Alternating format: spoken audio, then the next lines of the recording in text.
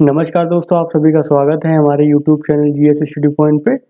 आज के वीडियो में हम देखेंगे जो ओल्ड एनसीईआरटी ज्योग्राफी की चल रही थी 7th क्लास के, उसके अगले अध्याय को देखेंगे और टॉपिक नंबर हमारा है 12।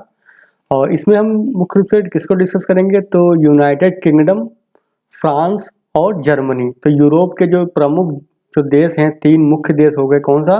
एक तो यूनाइटेड किंगडम हो गया, फ्रांस हो गया और जर्मनी होगा। तो हम इनको यहाँ पे डिटेल में डिस्कस करेंगे। यहाँ पे जो है आपको कुछ फैक्ट बताए जाएंगे, आप उनको नोट कर लीजिएगा। वहाँ से क्वेश्चन जो है आपके एग्जाम में पूछे भी जाते हैं। ठीक है, तो चलिए वीडियो शुरू करते हैं फिर। तो सबसे पहले यहाँ पे एनसीईआरटी में जैसे दे रखा होता है, कुछ परिभाषाएं दे रखी होती हैं, तो वो उनको देख लेते हैं कि क्या दे रखा है। पहला दे रखा है दुग्ध व्यवसाय। ठीक है, दुग्ध व्यवसाय। तो दुग्ध व्यवसाय क्या होता है? एक प्रकार की कृषि है। ठीक है, एक प्रकार की कृषि है जिसमें क्या दुधारू पशु यानी जो दूध देने वाले पशु होते हैं, दुधारू पशुओं के प्रजनन और पालन पर विशेष ध्यान दिया जाता है। इसमें क्या है, मुख्यतः घास और पशुओं के चारे वाली फसलें ही पैदा की जाती हैं। तो जाहिर सी बात है, अगर दुधारू पशुओं के लिए जो है खेती करनी है तो उनके लिए हमें क्या करना चाहिए, घास का उत्पादन करना पड़ेगा, तभी तो दूध देंगी। तो इसलिए जो है घास की खेती यहाँ पे मुख्य रूप से फसल यानी घास क्या है, यहाँ की मुख्य फसल होती है। फिर क्या है, सस्यावर्तन। तो सस्यावर्तन क्या होता है? इससे पहले के वाले वीडियो में मैंने बताया था कि जो मिट्टी होती है, तो मिट्टी के उपजाऊपन को बनाए रखने के लिए क्या होता है, एक फसल के बाद दूसरी फसल लगाते हैं, दूसरी के बाद तीसरी लगाते हैं, फिर तीसरे के बाद पहली फसल लगाते हैं। यानी कि फसलों का क्या किया जाता है, रोटेशन किया जाता है।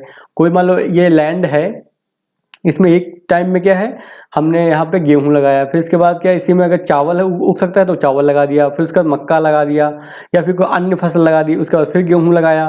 तो ये क्या कहलाता है आपको, क्रॉप रोटेशन बोलते हैं इसको, या फिर सस्यावर्तन बोलते हैं हिंदी में। तो वही लिखा हुआ है, मिट्टी को उपजाऊ बनाए रखने के लिए उसी खेत में बारी बारी से भिन्न भिन्न प्रकार की फसलें पैदा करना ही क्या कहलाता है, सस्यावर्तन कहलाता है। चलिए आगे देख लेते हैं। आगे देखिए क्या कह रहा है, चैप्टर की शुरुआत में ही बताया गया है। इससे पहले वाले वीडियो हमने क्या देखा था, पूरा यूरोप महाद्वीप को देखा था, डिस्कस किया था। ठीक है, तो उसको आप ध्यान में रखिए। अगर वो वाला वीडियो नहीं देखा है तो पहले वो वाला वीडियो देखिए, उसके बाद ये वाला वीडियो देखिए। क्यों? क्योंकि पढ़ाई हमेशा क्या होती है, क्रमबद्ध होती है, एक के बाद दूसरा ही चैप्टर आपको पढ़ना चाहिए। इससे क्या आपकी समझ ज़्यादा विकसित होगी। यूरोप महाद्वीप में क्या है, अनेक देश हैं। इनके रीति रिवाज हो गए, विचार हो गए, मुद्रा हो गई, भाषा हो गई, एक दूसरे से क्या है, अलग अलग हैं, भिन्न भिन्न हैं। इस तरह प्रत्येक देश की क्या है, अपनी एक अलग पहचान बन गई है। यानी महाद्वीप तो पूरा एक ही है, लेकिन वहाँ पे जो है भाषा अलग है, वहाँ पे लोगों के विचार अलग हैं, वहाँ पे चलने वाली जो मुद्रा यानी करेंसी होती है, वहाँ के रहने वाले लोगों का रीति रिवाज जो है, ये सब क्या है, अलग है अन्य लोगों से। ऐसे में क्या हो जाता है, यहाँ पे बहुत सारे देश जो हैं एक अपनी एक अलग पहचान को बनाते हैं। इनमें से क्या है, कुछ देश कुछ विशेष प्रकार के संसाधनों में क्या है, संपन्न है, यानी उनके पास जो है कुछ विशेष संसाधन पाए जाते हैं। तो दूसरे देशों में इनकी क्या है, कमी है, यानी उन देशों में नहीं पाए जाते हैं। लेकिन सभी ने क्या किया, अपने उपलब्ध संसाधनों का यथासंभव यानी जितना संभव हो सका उतना सर्वोत्तम उपयोग उनको किया है। पश्चिमी यूरोप के जो अधिकतर देशों ने क्या किया है, मिलकर एक साझा बाजार का क्या किया है, इन्होंने विकास किया है। जो आप पढ़ते होंगे, अक्सर पेपर में देखते होंगे, यूरोपियन यूनियन जिसको बोलते हैं, तो वो यही है। ठीक है, यानी कि सब देशों ने मिल करके जो है व्यापार को सुगम आसान बनाने के लिए एक संघ का निर्माण किया गया है, जिसका नाम क्या है, यूरोपीय संघ कहते हैं। ठीक है, इसे यूरोपीय संघ से नाम के नाम से जाना जाता है। इसका उद्देश्य क्या है, साझा बाजार में शामिल देशों की वर्तमान अर्थव्यवस्था के स्तर को और ऊपर उठाना, यानी कि जो भी शामिल देश हैं उनमें क्या है, अर्थव्यवस्था उनकी और अच्छी करना, यानी कि उसके अर्थव्यवस्था का क्या करना है, विकास करना आपसी सहयोग के द्वारा। चलिए आगे देख लेते हैं। आगे चैप्टर में क्या लिखा हुआ है, जो प्राकृतिक संसाधन है। ठीक है, तो प्राकृतिक संसाधनों की विविधता यानी कि डाइवर्सिटी तथा आर्थिक विकास के प्रतिरूपों को समझने के लिए उदाहरण के रूप में हम 3 देशों का भौगोलिक विवरण दिया जा रहा है। यानी इस चैप्टर के अंदर 3 देशों को बताया जाएगा। एक तो यूनाइटेड किंगडम हो गया, फ्रांस हो गया और जर्मनी। 3 देशों के बारे में हम डिस्कस करेंगे। तो सबसे पहले बताया है यूनाइटेड किंगडम, फ्रांस पश्चिमी यूरोप के भाग हैं। ठीक है, तो यूनाइटेड किंगडम और फ्रांस जो है कहाँ मिलेंगे आपको, पश्चिमी यूरोप में मिलेंगे।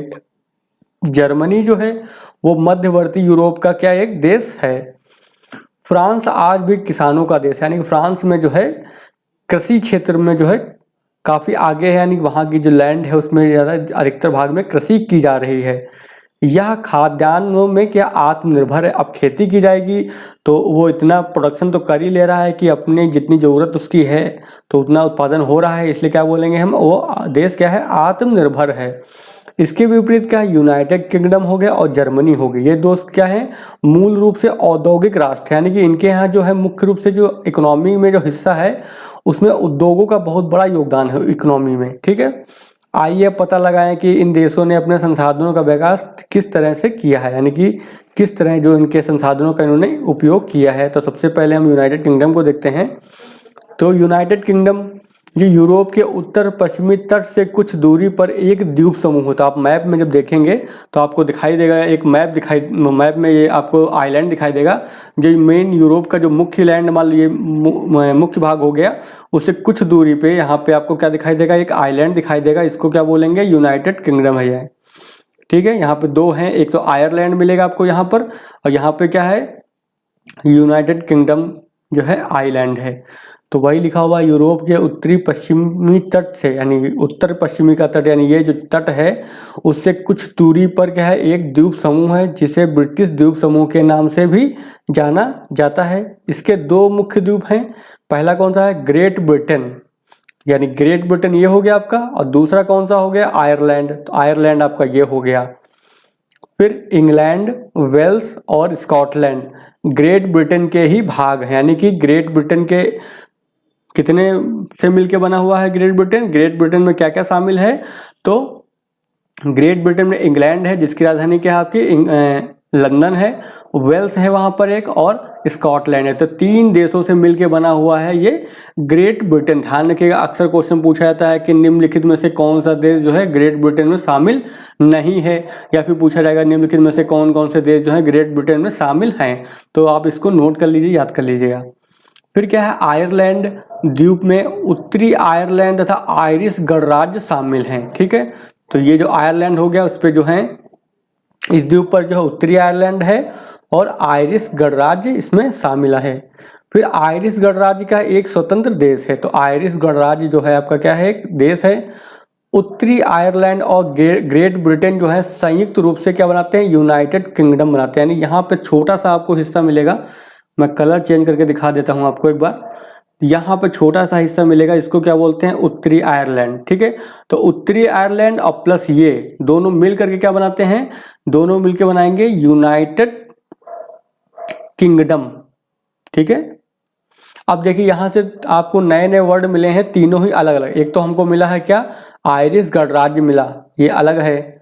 ठीक है, ग्रेट ब्रिटेन मिला हमें। ग्रेट ब्रिटेन में हमने क्या देखा, हमने देखा ग्रेट ब्रिटेन में तीन देश हैं, आयरलैंड है प्लस इंग्लैंड है और वेल्स है। ठीक है, फिर यहाँ पे एक नया शब्द मिला हमको, कौन सा, यूनाइटेड किंगडम। तो हमने देखा क्या, यूनाइटेड किंगडम में क्या क्या शामिल है, तो यूनाइटेड किंगडम में उत्तरी आयरलैंड शामिल है और प्लस ये वाला हिस्सा शामिल है। इसमें क्या शामिल है, यानी कि आयरलैंड भी शामिल है, इंग्लैंड भी शामिल है और वेल्स। तो अगर हम आपसे क्वेश्चन ये कहते हैं कि यूनाइटेड किंगडम में कौन कौन से देश शामिल हैं, तो आपका आंसर होना चाहिए उत्तरी आयरलैंड, आयरलैंड, इंग्लैंड और वेल्स। नहीं सॉरी, आयरलैंड दो बार बोल दिया मैंने। आयरलैंड हो गया, उत्तरी आयरलैंड हो गया, फिर इंग्लैंड होगा, फिर वेल्स होगा और स्कॉटलैंड, यानी चार देश मिलकर के ये यूनाइटेड किंगडम बनाता है। तो आप समझ गए होंगे कि यूनाइटेड किंगडम अलग है, ग्रेट ब्रिटेन अलग है और आयरिश गणराज्य जो है वो अलग है। तो तीनों ही इस तरह जो है, तीनों नाम से अलग अलग अर्थ निकलते हैं, एक के लिए दूसरे का प्रयोग नहीं हो सकता है। चलिए आगे बढ़ते हैं हम।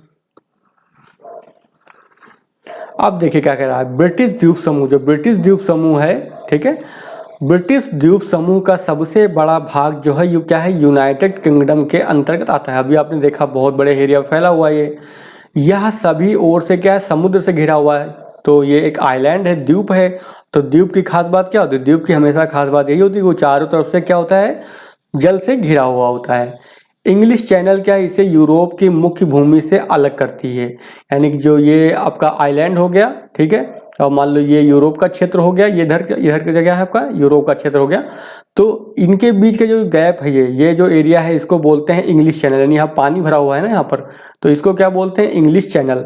जहाँ इसकी चौड़ाई सबसे कम है वहाँ यह 33 किलोमीटर है। यानी अगर हम देखते हैं यहाँ पे सर्वे करते हैं कि अगर हम बात करते हैं कि इस बिंदु से कहाँ पे सबसे नज़दीक मिलता है हमको, तो 33 किलोमीटर की दूरी है, यानी कि वो नज़दीक बिंदु।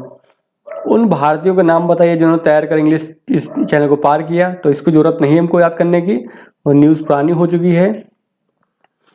अब हम देख लेते हैं कि चावच और जलवायु कैसा है यहाँ का, मतलब कैसी भूमि है, ऊंची है, पठारी है, मैदानी है, कैसी है, और जलवायु कैसी है, बारिश कब होती है, ठंडी होती है, गर्मी होती है, क्या होता है, इसके बारे में हम इसमें पढ़ेंगे। तो यूनाइटेड किंगडम क्या है, एक निम्न उच्चावच वाला, यानी कि ऊंचाई ज़्यादा नहीं है, पहली बात क्लियर हो गई। तो निम्न उच्चावच वाला देश है, यानी यहाँ की भूमि क्या है, बहुत अधिक ऊंची नीची नहीं है। इसके मैदान क्या है, तरंगित। तरंग क्या होती है, वेव, ऐसे, ठीक है, इस तरह से। तो इसके मैदान क्या है, तरंगित हैं। पहाड़ियाँ जो है नीची हैं, यानी कम ऊंचाई वाली हैं, और पठार कैसे हैं, कटे फटे हैं। इसके सबसे ऊंचे पर्वत शिखर की समुद्र तल से ऊंचाई कितनी है, केवल 1350 मीटर है, यानी कि बहुत ही कम ऊंचाई वाला है।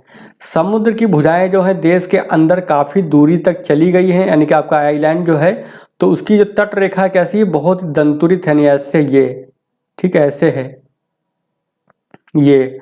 तो ये समुद्र का जो पानी है काफ़ी अंदर तक चला गया ना, इसके आइलैंड के काफ़ी भीतर तक चला गया, क्योंकि यहाँ की जो तट रेखा कैसी है, बहुत ही कटी फटी है वो। परिणाम स्वरूप इस देश की जो है तट रेखा क्या है, बहुत लंबी है और दंतुरित है, क्योंकि लंबाई बढ़ जाएगी ना। मान लो कोई ऐसे कोई चीज़ अगर है तो इसकी लंबाई क्या है, कम है, लेकिन अगर कोई चीज़ की ऐसी कटी फटी है तो क्या यहाँ से कोई व्यक्ति चलेगा, इसको मैं अलग कलर से दिखा देता हूँ। कोई व्यक्ति यहाँ से चलेगा, ऐसे गया, ऐसे गया, ऐसे गया, फिर उसके बाद यहाँ जाना पड़ेगा उसको, ऐसे ही जाएगा, फिर ऐसे आएगा, ऐसे आएगा, ऐसे आएगा, ऐसे आएगा, ऐसे आएगा, ऐसे आएगा। तो क्या ज़्यादा डिस्टेंस कवर कर रहा है ना, बहुत लंबी दूरी हो जाती है ये, ठीक है।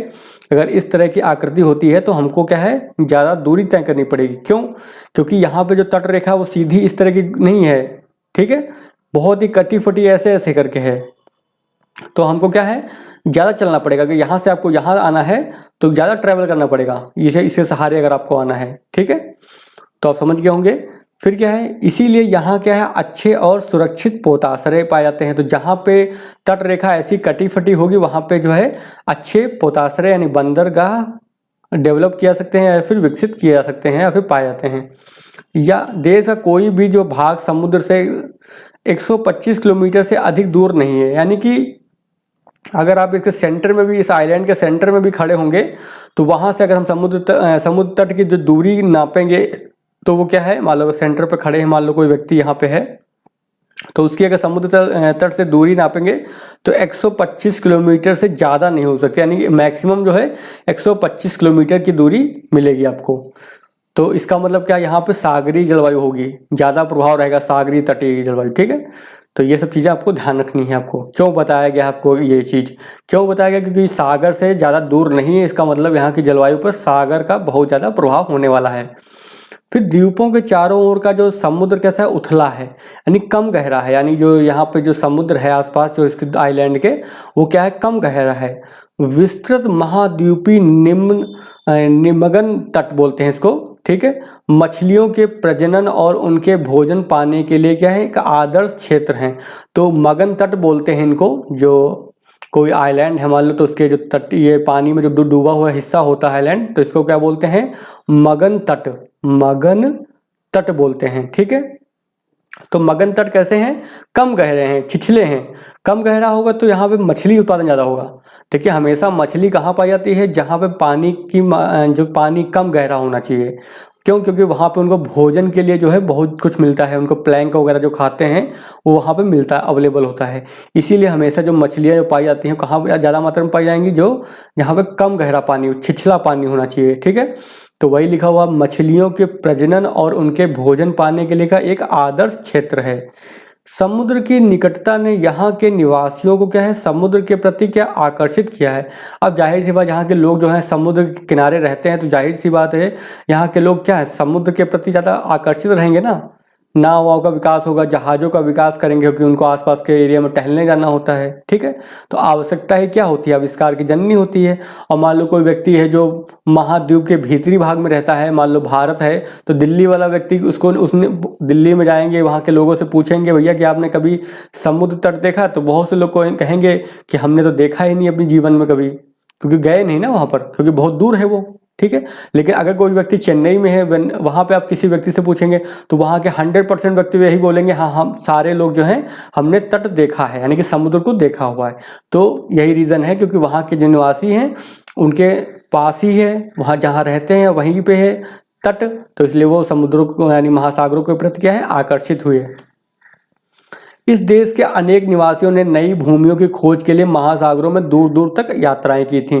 तो समय के साथ क्या हुआ, विकास हुआ, जहाज़ों का निर्माण हुआ, जहाज़ बनाए, फिर जहाज़ लेकर के वो टहलने निकल गए, यानी नई नई भूमि, नई नई जगहों को खोजने का कार्य करना चालू किया। तो आपने देखेंगे जितने भी ये खोज यात्री वाले लोग होंगे कहाँ से मिलेंगे, यूरोप से मिलेंगे, ठीक है। कोलंबस हो गया या फिर वास्को डिगामा हो गया, सब कहाँ है, यूरोपीय देश के लोग हैं। क्यों? क्योंकि वहाँ के लोग जो हैं समुद्र से ज़्यादा उनका लगाव है, वो समुद्री यात्राओं को करने से डरते नहीं है वहाँ के लोग। लेकिन अगर भारत की बात करेंगे तो यहाँ पे समुद्र का इतना प्रभाव नहीं है। उत्तर भारत में तो समुद्र बहुत से लोगों ने देखा ही नहीं है, तो वो लोग खोज के प्रति जो है इतना ज़्यादा उत्साहित नहीं होंगे। फिर यहाँ की जलवायु पर महासागरों का प्रभाव है, हमने देख लिया था अभी ऊपर बताया हमने, 125 किलोमीटर की दूरी है मैक्सिमम समुद्र से दूरी, ठीक है, महासागर से दूरी। तो यहाँ की जलवायु पर क्या है, महासागरों का प्रभाव अधिक है। अतः इस देश की जलवायु कैसी होगी, शीतोष्ण होगी, ठीक है, ज़्यादा गर्मी भी नहीं होगी, ज़्यादा ठंडी भी नहीं होगी, तथा शीतोष्ण, तथा क्या होगी, सम है। सम का मतलब क्या है, एक जैसा रहना, यानी कि वर्ष भर लगभग जैसे एक जैसा ही तापमान रहना। क्यों? क्योंकि समुद्र की विशेषता ये होती है कि समुद्र का जल जो होता है वो क्या जल्दी गर्म नहीं होगा और जल्दी ठंडा भी नहीं होगा, यानी देर से गर्म होगा और देर से ठंडा होगा। ऐसे में होगा क्या, जो वहाँ की जलवायु होगी वो कैसी होगी, एक जैसी रहेगी। आप कभी भी जाएंगे दक्षिण भारत में, वहाँ के जो तटीय क्षेत्रों में, तो वहाँ पे आप देखेंगे कि वर्ष भर में जो तापमान वहाँ का कितना रहा है, तो देखेंगे लगभग जो है वर्ष भर एक जैसा ही रहता है, लगभग 5 से 6 डिग्री का अंतर आता है, गर्मी हो चाहे सर्दी हो, लगभग 5 से 6 डिग्री का ही अंतर आएगा। पूरे वर्ष भर जो है तापमान वहाँ पे एक जैसा रहता है। क्यों ऐसा होता है? क्योंकि महासागरीय जलवायु का ये इम्पैक्ट की वजह से ऐसा होता है। फिर इस देश में क्या ग्रीष्म ऋतु जो है और शीत ऋतुओं के तापमान में बहुत कम अंतर मिलता है। भाई हमने बताया अभी क्यों ऐसा होता है, क्योंकि महासागरीय जलवायु का प्रभाव है। पछुआ पवनों के कारण यहाँ की जो शीत ऋतु है वो कैसी है, कोष्ण, गर्म यानी कि, तथा ग्रीष्म ऋतु कैसी है, यहाँ की है शीतल यानी ठंडी है, ठीक है। अब आपको लग रहा होगा ये तो उल्टा हो रहा है, भारत में क्या है, उल्टा होता है, गर्मी शीत ऋतु में ठंडी पड़ती है और ग्रीष्म ऋतु में गर्मी पड़ती है, क्योंकि यहाँ भारत में जो है अलग जलवायु है। यहाँ की जो है जलवायु पर सबसे ज़्यादा प्रभाव किसका रहता है, महाद्वीपीय जलवायु है भारत में पाई जाती है। ज़्यादा गर्मी में ज़्यादा गर्म हो जाएगी, ठंडी में ज़्यादा ठंडा हो जाएगा। लेकिन यहाँ पे ऐसा नहीं है। पछुआ पवनों के प्रभाव में क्या है, यहाँ की शीत ऋतु क्या है, गर्म है, कोष्ण है, और ग्रीष्म ऋतु क्या होती है, शीतल। वर्षा जो है साल भर होती है। तो जो यूरोपीय तुल्य जलवायु यानी यूरोपीय क्लाइमेट है, उसकी खास बात क्या है कि वहाँ पे वर्ष भर वर्षा होती है। और कैसे होती है, पछुआ पवनें हमेशा चलती हैं ऐसे, ठीक है, पछुआ पवनें चलेंगी। ये मान लो यूरोपीय क्षेत्र हो गया, ठीक है। तो पछुआ पवनें चलेंगी तो हमेशा क्या करेंगी, पश्चिम से पूर्व चलेंगी। और ये महासागर है आपका, अटलांटिक महासागर है ना यहाँ पर, तो अटलांटिक महासागर के ऊपर से चल रही है। तो इसका मतलब क्या हुआ, ये कैसी होंगी, नमी धारण की हुई, यानी इनके अंदर क्या होगा, आर्द्र हो गया, आर्द्रता होगी। तो ऐसी हवाएं जो चलती हैं समुद्र से स्थल भाग की ओर, तो वो क्या करती हैं, बारिश करती हैं। तो वर्ष भर यहाँ पे बारिश होती है। आप देखेंगे यूरोप की कोई भी मूवी देखेंगे तो आपको वहाँ पे वर्षा जरूर दिखाएंगे उसके अंदर। क्यों? क्योंकि वहाँ पे वर्षा तो होती है, बहुत नॉर्मल है। लेकिन यह ग्रीष्म ऋतु की अपेक्षा शीत ऋतु में थोड़ी सी अधिक होती है। लेकिन अगर बात करते हैं जाड़े में ज़्यादा वर्षा होती है, गर्मी में वर्षा होती है, तो जाड़े में ज़्यादा वर्षा होगी और गर्मी में थोड़ी सी कम होती है। फिर फ्रांस के विपरीत यहाँ धूप कम खिलती है। क्यों ऐसा होता है? क्योंकि देखिए अभी बात किसकी हो रही है, ग्रेट ब्रिटेन की बात हो रही है, तो यहाँ की बात हो रही है। तो यहाँ पे क्या होगी, धूप कम निकलेगी ना यहाँ के कंपेयर में। फ्रांस कहाँ, यहाँ पे मिलेगा आपको, और ये कहाँ पे है आपका, ब्रिटिश द्वीप समूह यहाँ पर है, इसके उत्तर में फ्रांस के। तो जाहिर सी बात है यहाँ पे धूप क्या होगी, कम मिलेगी। और जैसे जैसे हम इक्वेटर की तरफ आएंगे, विषुवत रेखा की तरफ आएंगे तो धूप ज़्यादा मिलेगी हमको, तो ये तो कॉमन सी चीज़ है। फिर प्रतिदिन औसतन 2 घंटे के लिए ही धूप के दर्शन होते हैं, यानी यहाँ पर अगर बात करते हैं किस समय धूप निकलती है, कितनी देर के लिए निकलती है, तो 2 घंटे के लिए ही वहाँ पे धूप आती है अच्छी खासी। फिर यहाँ अधिकतर समय क्या कोहरा और बादल छाए रहते हैं। तो यहाँ पे होता क्या है, यहाँ पे पश्चिमी विक्षोभ का ये क्षेत्र होता है, जिसकी वजह से क्या होता है यहाँ पे वातावरण वगैरह बनते हैं, और जिसकी वजह से यहाँ का मौसम कैसा होता है, कोहरा वगैरह और बादल छाए रहते हैं। तो वही लिखा हुआ है, पश्चिमी विक्षोभ और चक्रवातों के कारण ही ऐसा मौसम रहता है। यहाँ का मौसम जो बहुत ही अधिक बदलता रहता है, क्योंकि यहाँ पे जो है वायु राशियाँ जो होती है चलती रहती हैं। आगे की क्लास में पढ़ेंगे हम वातावरण क्या होते हैं, वायु राशियाँ क्या होते हैं, 11th क्लास के NCERT में हम उसको डिस्कस करेंगे। चलिए अब आगे देख लेते हैं। आगे हम देख लेंगे कि यहाँ पे संसाधन क्या है और आर्थिक विकास कैसे हुआ है। किसी भी देश के लिए जो है संसाधन बहुत क्या है, महत्वपूर्ण चीज़ होती है। किसी भी देश का विकास होना है तो उसके लिए क्या होना चाहिए, उसके पास संसाधन होने चाहिए। यूनाइटेड किंगडम के बहुत थोड़े से भाग अर्थात 10% से भी कम क्षेत्रफल में क्या है वन पाया जाता है, यानी पेड़ों की क्या है यहाँ पे कमी है। 10% के से कम भाग पर ही यहाँ पे पेड़ हैं। इसकी लगभग आधी भूमि पर क्या है विशेष रूप से जो है पश्चिमी भागों में चारागाह हैं। तो मुख्य रूप से जो इसके पश्चिमी क्षेत्र जो है वहाँ पे मुख्य रूप से क्या है चारागाह हैं। पूरे वर्ष होने वाले थोड़ी थोड़ी वर्षा और मृदुल तापमान, यानी कि तापमान ज़्यादा कठिन भी कठोर नहीं, यानी कि ना तो ज़्यादा गर्मी ही ना ही ज़्यादा ठंडी है, सॉफ्ट है टेम्परेचर। घास के उगने के लिए क्या अनुकूल है, यानी कि थोड़ी थोड़ी वर्षा होती रहती है वर्ष भर और तापमान भी ठीक ठाक है, तो इसके लिए घास जो है उग जाती है उसके वहाँ पर। अतः भेड़, अब घास जहाँ पे होगी क्या होगी, जाहिर सी बात वहाँ पे पशुपालन किया जाएगा। घास कौन खाएगा, पशु खाते हैं ना। तो ऐसे में क्या होगा, घास ज़्यादा हो रही है तो यहाँ पे भेड़ पालन, पशुपालन यहाँ का क्या हो गया प्रमुख कृषि कार्य बन गया है। यह देश अपने मांस और डेयरी उद्योग तथा उत्तम कोटि की ऊन के लिए क्या है प्रसिद्ध है। अब भेड़ पालेंगे, पशुओं को पालेंगे तो क्या होगा, पशु पालेंगे तो उससे दूध निकलेगा, ठीक है, और दूध से हम बनने वाले प्रोडक्ट होते हैं वो उनका उत्पादन होगा। और भेड़ पालेंगे तो क्या ऊन प्राप्त होगी हमें, ठीक है, और साथ में जो है मांस प्राप्त होता है। तो यहाँ पे इस तरह के उद्योग क्या है प्रसिद्ध हो गए इसके लिए, ठीक है। कोई भी क्षेत्र में कौन सा उद्योग होगा तो हमको देखना पड़ेगा कि वहाँ की जलवायु क्या है, वहाँ पे कौन सी फसल उगेगी, उसी के आधार पर आप ज्ञात कर सकते हैं कि वहाँ पर क्या क्या होता होगा। फिर यहाँ की एक दुधारू गाय जो है औसतन एक वर्ष में 3000 लीटर से भी अधिक दूध देती है। तो भारत के जो गाय हैं वो तो देखते हैं बहुत कम गाय दूध देती है, ठीक है, लेकिन यहाँ की जो अच्छी नस्ल की जो गाय पाई जाती हैं वो 3000 लीटर तक देती हैं दूध, यानी कि बहुत ही ज़्यादा मात्रा में। फिर मुर्गी पालन क्या है एक अन्य कृषि कार्य है, तो साथ में जो है मुर्गी पालन भी किया जाता है यहाँ पे। इस देश के 1/3 से भी कम भाग पर क्या है खेती होती है, ठीक है। तो यहाँ पे जो है मिट्टी ज़्यादा उपजाऊ नहीं है इसके यहाँ इस क्षेत्र की, तो खेती बहुत कम होती है यहाँ पर। और इसका जो प्रमुख कृषि जो क्षेत्र है वो कहाँ है, वो इंग्लैंड का क्षेत्र है। तो जो इंग्लैंड देश है वहाँ पे ही जो है मुख्य रूप से जो है कृषि की जाती है, ठीक है। चलिए आगे देख लेते हैं। तो कृषि हमने दिखाया वहाँ पे जो इंग्लैंड का पूर्वी क्षेत्र हो गया, और अगर बात करते हैं दक्षिणी क्षेत्र, तो दक्षिण और पूर्वी क्षेत्र में ही इंग्लैंड के वहाँ पे उन भागों में कृषि के लिए फेमस है वो। फिर यहाँ की जो है मिट्टी क्या है बहुत उपजाऊ नहीं है, तो मैंने आपको पहले ही बता दिया कि यहाँ की जो मिट्टी है वो अच्छी नहीं है, उपजाऊ नहीं है। लेकिन खेती क्या है वैज्ञानिक तरीकों से की जाती है, लेकिन खेती में क्या है टेक्नोलॉजी का इस्तेमाल किया जा रहा है, अतः उपज काफ़ी अच्छी है। अब हम विज्ञान का इस्तेमाल करेंगे कृषि के उत्पादन में, तो वहाँ की उपज यानी जो फसल का जो प्रोडक्शन है वो अच्छा है। कृषि के उत्पादन से देश की खाद्यान्नों और कच्चे माल की 2/3 आवश्यकताओं की क्या होती है पूर्ति हो जाती है। अब यहाँ की फसलें कौन सी मुख्य रूप से, तो गेहूँ हो गया, जौ हो गया, ठंडा प्रदेश है ना, तो ठंडे प्रदेश में चावल तो होगा नहीं, जाहिर सी बात है, गेहूँ होगा, जौ होगा, जई है, राई है, आलू है, चुकंदर है, सब्जी है और फल प्रमुख फसलें हैं यहाँ की। अधिकतर किसान क्या है मिश्रित खेती करते हैं। तो हमने इससे पहले के बहुत सारे वीडियो में बताया है कि मिश्रित कृषि क्या होती है, तो आप बताइएगा हमें कमेंट करके कि मिश्रित खेती किसे कहते हैं, ठीक है, कौन सी खेती को हम मिश्रित खेती कहते हैं, कमेंट करके बताइए। इस देश में जो है मछली पकड़ने का धंधा क्या बहुत विकसित है, जाहिर सी बात है तटीय क्षेत्र है तो वहाँ पे मछली पालन तो होता ही होता होगा। तो अब मछली पालेंगे तो उसके लिए क्या है हमको उसमें मछली के पालन के लिए विकास करना पड़ेगा, टेक्नोलॉजी का इस्तेमाल करने पड़ेगा।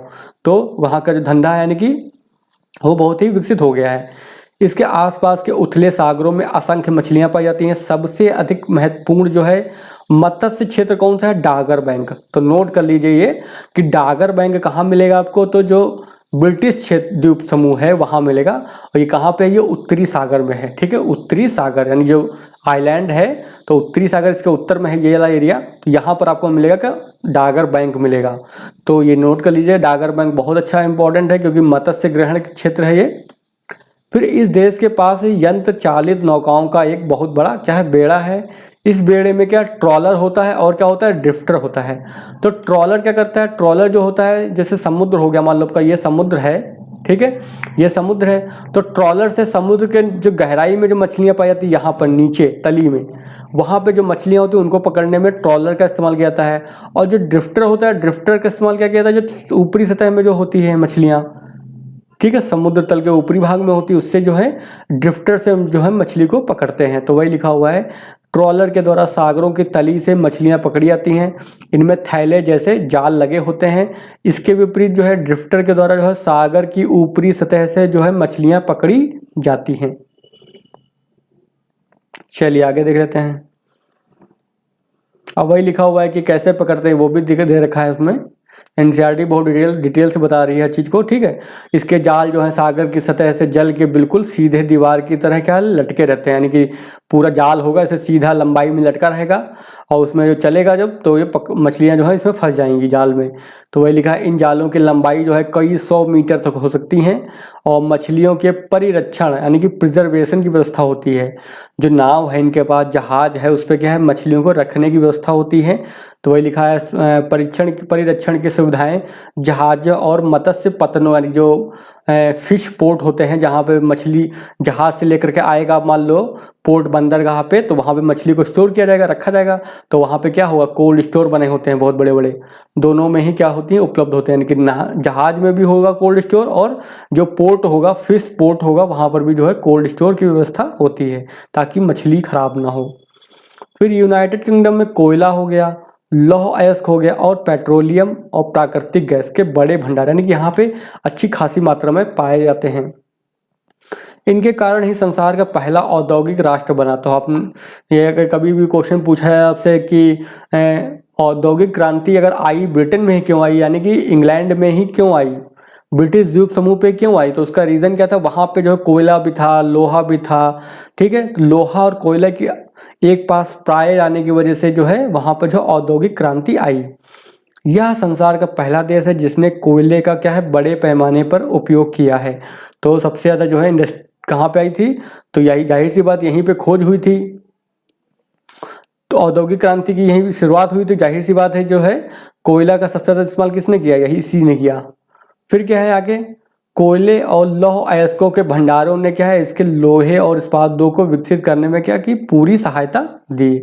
कई दशकों तक यह कच्चे लोहे और इस्पात के उत्पादन में संसार में पहले स्थान पर रहा। अब नहीं है, पहले था। उद्योगों के सबसे पहले विकसित होने के कारण क्या आज इसके कोयले और लोहे अयस्क के उत्तम कोटि के भंडार क्या हो गए? समाप्त होते जा रहे हैं, क्योंकि बहुत ज़्यादा इस्तेमाल कर लिया गया, जितना था निकाल लिया गया है, अब कम होते जा रहे हैं समय के साथ। अतः अपने विकसित लोहा और इस्पात उद्योग के लिए यह विदेशों से लौह अयस्क का क्या करता है? आयात करता है। अब यहाँ पे इंडस्ट्री तो लगी हुई है, उद्योग लगे हुए हैं, अब उनके लिए कच्चा माल नहीं है तो क्या करेगा? बाहर से अन्य देश जहाँ से है, जैसे भारत हो गया या फिर अन्य अफ्रीका के देश हो गए, दक्षिण पूर्व एशिया के देश हो गए, वहाँ से क्या करता है? आयात करता है वो। उत्तरी सागर में क्या है? कोयले के कुछ भंडार मिले हैं। इस देश में आज भी भारी मात्रा में कोयले का उत्पादन होता है। कोयला यहाँ जो है ऊर्जा क्या है? प्रमुख स्रोत है, ठीक है। तो यहाँ पे कोयले के जो भंडार हैं उनसे जो है कोयला निकाला जा रहा है लगातार। चलिए आगे। अब देखिए परमाणु ऊर्जा का व्यापारिक स्तर पर उत्पादन जो है सर्वप्रथम इसी देश में हुआ था, ठीक है। तो अगर हम बात करते हैं न्यूक्लियर एनर्जी की बात करते हैं, अगर कॉमर्शियल लेवल पर जो है उत्पादन किसने किया था सबसे पहले, तो वो यहीं पर हुआ था, ब्रिटिश द्वीप समूह में ही हुआ था। फिर यह शक्ति के साधन का क्या है? पूरक है। तो कोयले के जाहिर से पूरक का मतलब क्या होता है? कॉम्प्लीमेंट्री, ठीक है। सहने के पूरक का मतलब क्या हुआ? कॉम्प्लीमेंट्री है। कोयले से एनर्जी प्राप्त हो रही थी, प्लस अब एनर्जी के लिए जो है हम कोयले और न्यूक्लियर एनर्जी का इस्तेमाल करने लगे, तो इसका मतलब क्या हुआ? पूरक बोलते हैं, कॉम्प्लीमेंट्री है। उत्तरी सागर में क्या है, पेट्रोलियम तथा प्राकृतिक गैस के विशाल निक्षेप मिले हैं, यानी कि खोज हुई है। आज यूनाइटेड किंगडम जो है पेट्रोलियम के प्रमुख उत्पादक देशों में से एक है, क्योंकि अच्छी खासी मात्रा में यहाँ क्या करा जा रहा है, प्रोडक्शन किया जा रहा है। फिर इस देश की जो पेट्रोलियम की आवश्यकता का अधिकांश भाग क्या है, इस स्रोत से मिलता है, यानी कि कहाँ पे, जो उत्तरी जो सागरी क्षेत्र है वहाँ पर ही। इस देश में जल शक्ति के संसाधन बहुत ही कम है, क्योंकि देखिए जल शक्ति संसाधन का विकास वहाँ पे हो पाएगा जहाँ पे क्या है, पर्वतीय क्षेत्र होना चाहिए। ठीक है, पर्वतीय क्षेत्रों में ही जो है जल शक्ति संसाधन का विकास अधिक होता है। इस देश में अनेक प्रकार के उद्योग धंधों का क्या हुआ, विकास हुआ है, जैसे लोहा और इस्पात, इंजीनियरिंग हो गए, इलेक्ट्रॉनिक हो गया, रसायन हो गया, रेल के इंजन हो गए और डिब्बे बनाने का कार्य, मोटर गाड़ियां हैं, वायुयान है एवं समुद्री जहाज़ों का निर्माण। आप नेट पर सर्च कीजिएगा कि कौन कौन सी जो है मोटर गाड़ियाँ यानी कार जो है ब्रिटेन की कंपनियां हैं। आप देखेंगे भारत में बहुत सारी ब्रांड हैं, जो जिनमें से बहुत सारे जो ब्रांड कहाँ के हैं, वो ब्रिटेन के हैं। फिर खाद्य पदार्थों के संसाधन हो गए, पेय पदार्थ हो गए, मत्स्य उत्पाद हो गए और दूध के उत्पादों को तैयार करने के उद्योग, इस तरह के यहाँ पे उद्योग पाए जाते हैं मुख्य रूप से। ठीक है, चलिए आगे देख लेते हैं। बाद में यहाँ पे मैप में दे रखा है कि कौन सा उद्योग कहाँ पे है, तो उसकी ज़रूरत नहीं, अगर देखना चाहें आप देख सकते हैं। ठीक है, चलिए आगे देख लेते हैं। अब यहाँ पे ये बताया गया जो यहाँ पे उद्योग हैं वो कहाँ पे मुख्य रूप से पाए जाएंगे, तो या तो कोयले के क्षेत्र के पास पाए जाएंगे या फिर समुद्री पत्तनों के निकट, पत्तन यानी कि जो पोर्ट होते हैं। ऐसा क्यों होता है, देखिए हमको कोई भी काम करने के लिए क्या चाहिए, ऊर्जा चाहिए, तो कोयला हो गया, कोयला से तो ऊर्जा मिलेगी हमें, तो कोयले के पास इंडस्ट्री लगाएंगे जहाँ पे कोयला प्राप्त होगा। फिर मान लो बहुत से जो होते हैं कच्चा माल होता है वो बाहर से आता है, आयात होता है, तो उद्योग कहाँ लगाया जाएगा, जो पोर्ट होगा यानी बंदरगाह पे जो है पोर्ट आपका उद्योग लगाया जाएगा।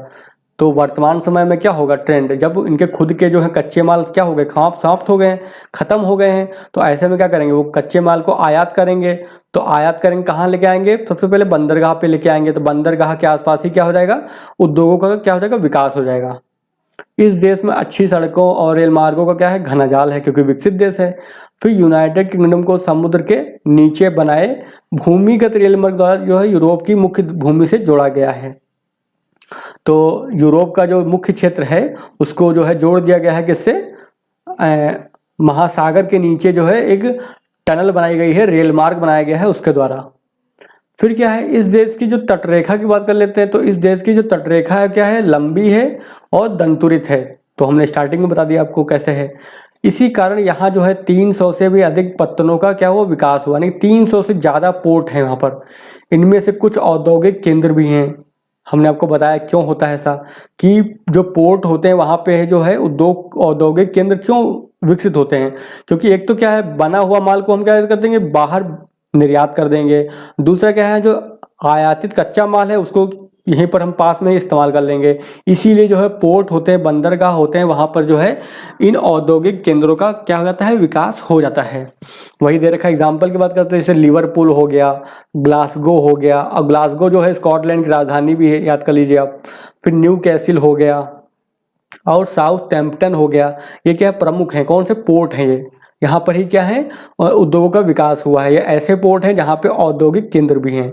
फिर बर्मिंघम हो गया, शेफील्ड है, मैनचेस्टर है, ये कहाँ है, ये आंतरिक भागों में, मैदानों में है। ये क्या है, अन्य प्रमुख औद्योगिक नगर हैं, ये भी औद्योगिक नगर हैं। लेकिन अंतर क्या है, देखो ये वाला जो औद्योग है, यानी बर्मिंघम हो गया, शेफील्ड हो गया, मैनचेस्टर है, ये कहाँ मिलेंगे आपको, अंदर मिलेंगे, आंतरिक मैदान है वहाँ मिलेंगे। और बाकी ये जो लिवरपूल है, ग्लासगो है, ये सब कहाँ मिलेंगे, जो तटीय क्षेत्र है ना वहाँ पे मिलेंगे आपको। तो आप समझ गए होंगे कि कैसे विकास होता है किसी भी औद्योगिक नगर का। फिर लंदन क्या है, यहाँ की राजधानी है, तो आपको पता है इंग्लैंड की राजधानी कौन है, लंदन है। फिर आकार और जनसंख्या की दृष्टि से यह देश का सबसे बड़ा नगर है।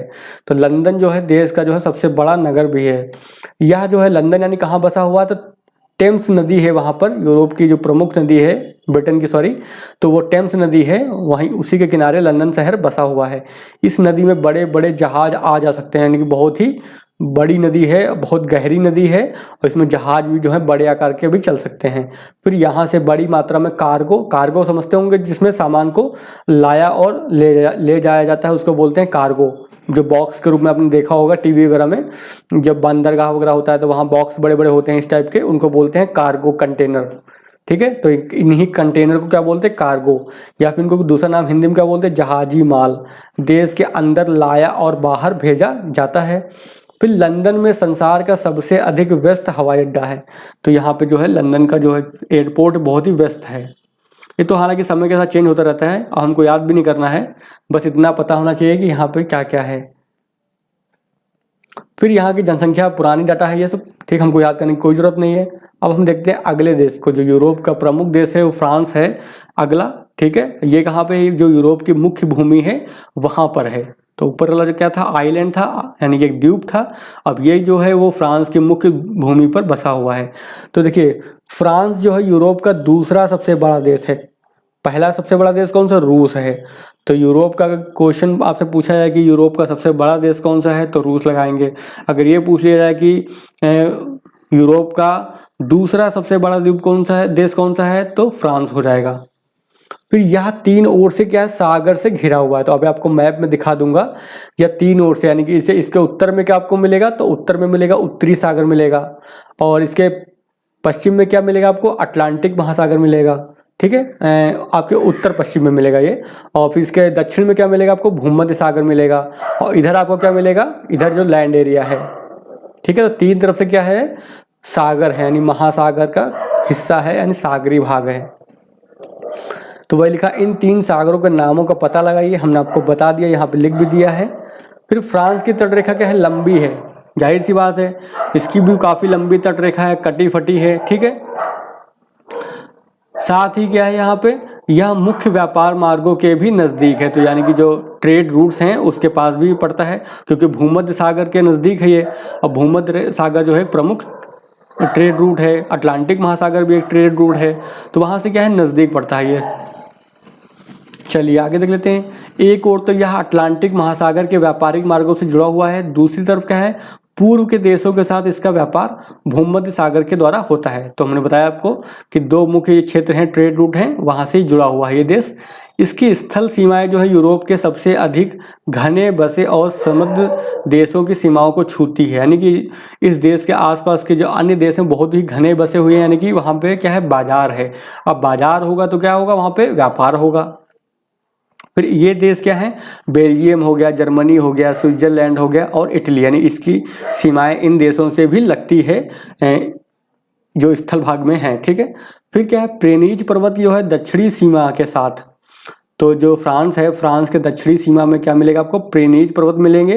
तो वही लिखा फैले हैं, और इसे स्पेन से अलग करते हैं, यानी स्पेन देश और फ्रांस के बीच कौन बॉर्डर बनाएगा, प्रेनीज पर्वत, ठीक है। तो ध्यान रखिएगा, कभी कभी अक्सर क्वेश्चन पूछा जाता है कि स्पेन और फ्रांस के मध्य कौन सी पर्वत श्रृंखला है, तो प्रेनीज पर्वत श्रृंखला है, ध्यान रखिएगा, नोट कर लीजिए इसको आप। फिर पूर्वी भाग में क्या है, इसे आल्प्स इटली से, तो पूर्वी हिस्सा जो है फ्रांस का उसको क्या करता है, आल्प्स पर्वत वहाँ पर है, और इटली से इसको क्या करता है, अलग करता है।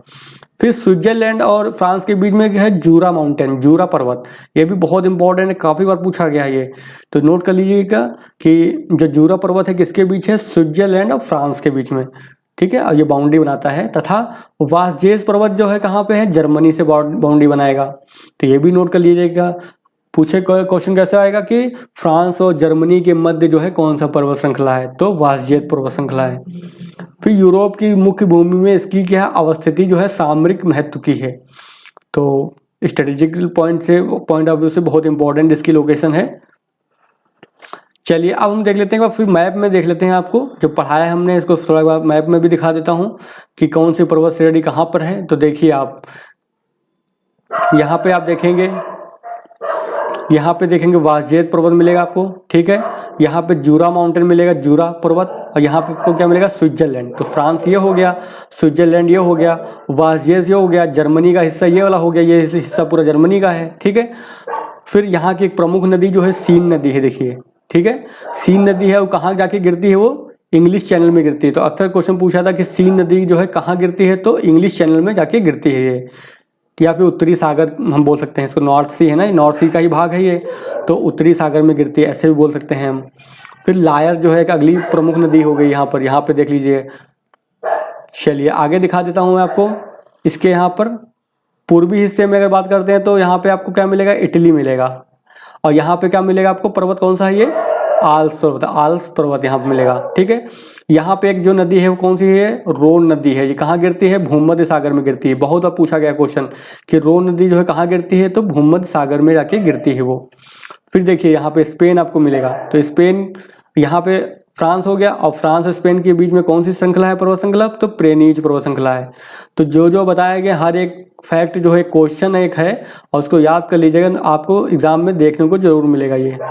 चलिए अब ये हम इतना ही देखते हैं इसमें। अब हम देखेंगे इसके जलवायु को, यानी फ्रांस की जो है उच्चावच कैसा वहाँ पर है, कैसा जलवायु वहाँ पे पाई जाती है, इसके बारे में हम यहाँ पे डिस्कस करने वाले हैं। तो फ्रांस में क्या है, विविध प्रकार के भौतिक लक्षण पाए जाते हैं। भौतिक लक्षण में आपको पता होना चाहिए, भौतिक लक्षण का मतलब ये हुआ कि वहाँ पे पठार कहाँ है, मैदानी का भाग है, पर्वतीय हिस्सा है, इसी को क्या बोलते हैं, भौतिक लक्षण बोलते हैं। तो वही लिखा है, इसके आधे से भी अधिक भूमि यूरोप के विशाल मैदान का ही क्या एक भाग है, यानी कि यहाँ पे मैदान होते हैं, मैदान है तभी तो कृषि होती है यहाँ पर है। फिर ये मैदान फ्रांस के पश्चिमी हिस्से, उत्तर पश्चिमी और उत्तरी भागों में फैले हुए हैं। तो मुख्य रूप से कहाँ फैला हुआ मैदान है, जो ये फ्रांस का जो पश्चिमी हिस्सा हो गया वहाँ पर, उत्तर पश्चिमी हिस्सा हो गया, और उत्तरी भागों में मुख्य रूप से फैले हुए हैं। फिर फ्रांस का जो मध्यवर्ती भाग वो कैसा है, पठार है। ठीक है, या फिर मैसिफ। मैसिफ क्या होता है, मैसिफ वो होता है जिसमें जो है एक से अधिक चोटियाँ होती हैं, यानी 2 चोटियाँ होती हैं, उसको बोलते हैं मैसिफ। ठीक है, एक अन्य विशिष्ट भौतिक लक्षण है। तो यहाँ का जो है मैसिफ क्या है, एक विशिष्ट भौतिक लक्षण है।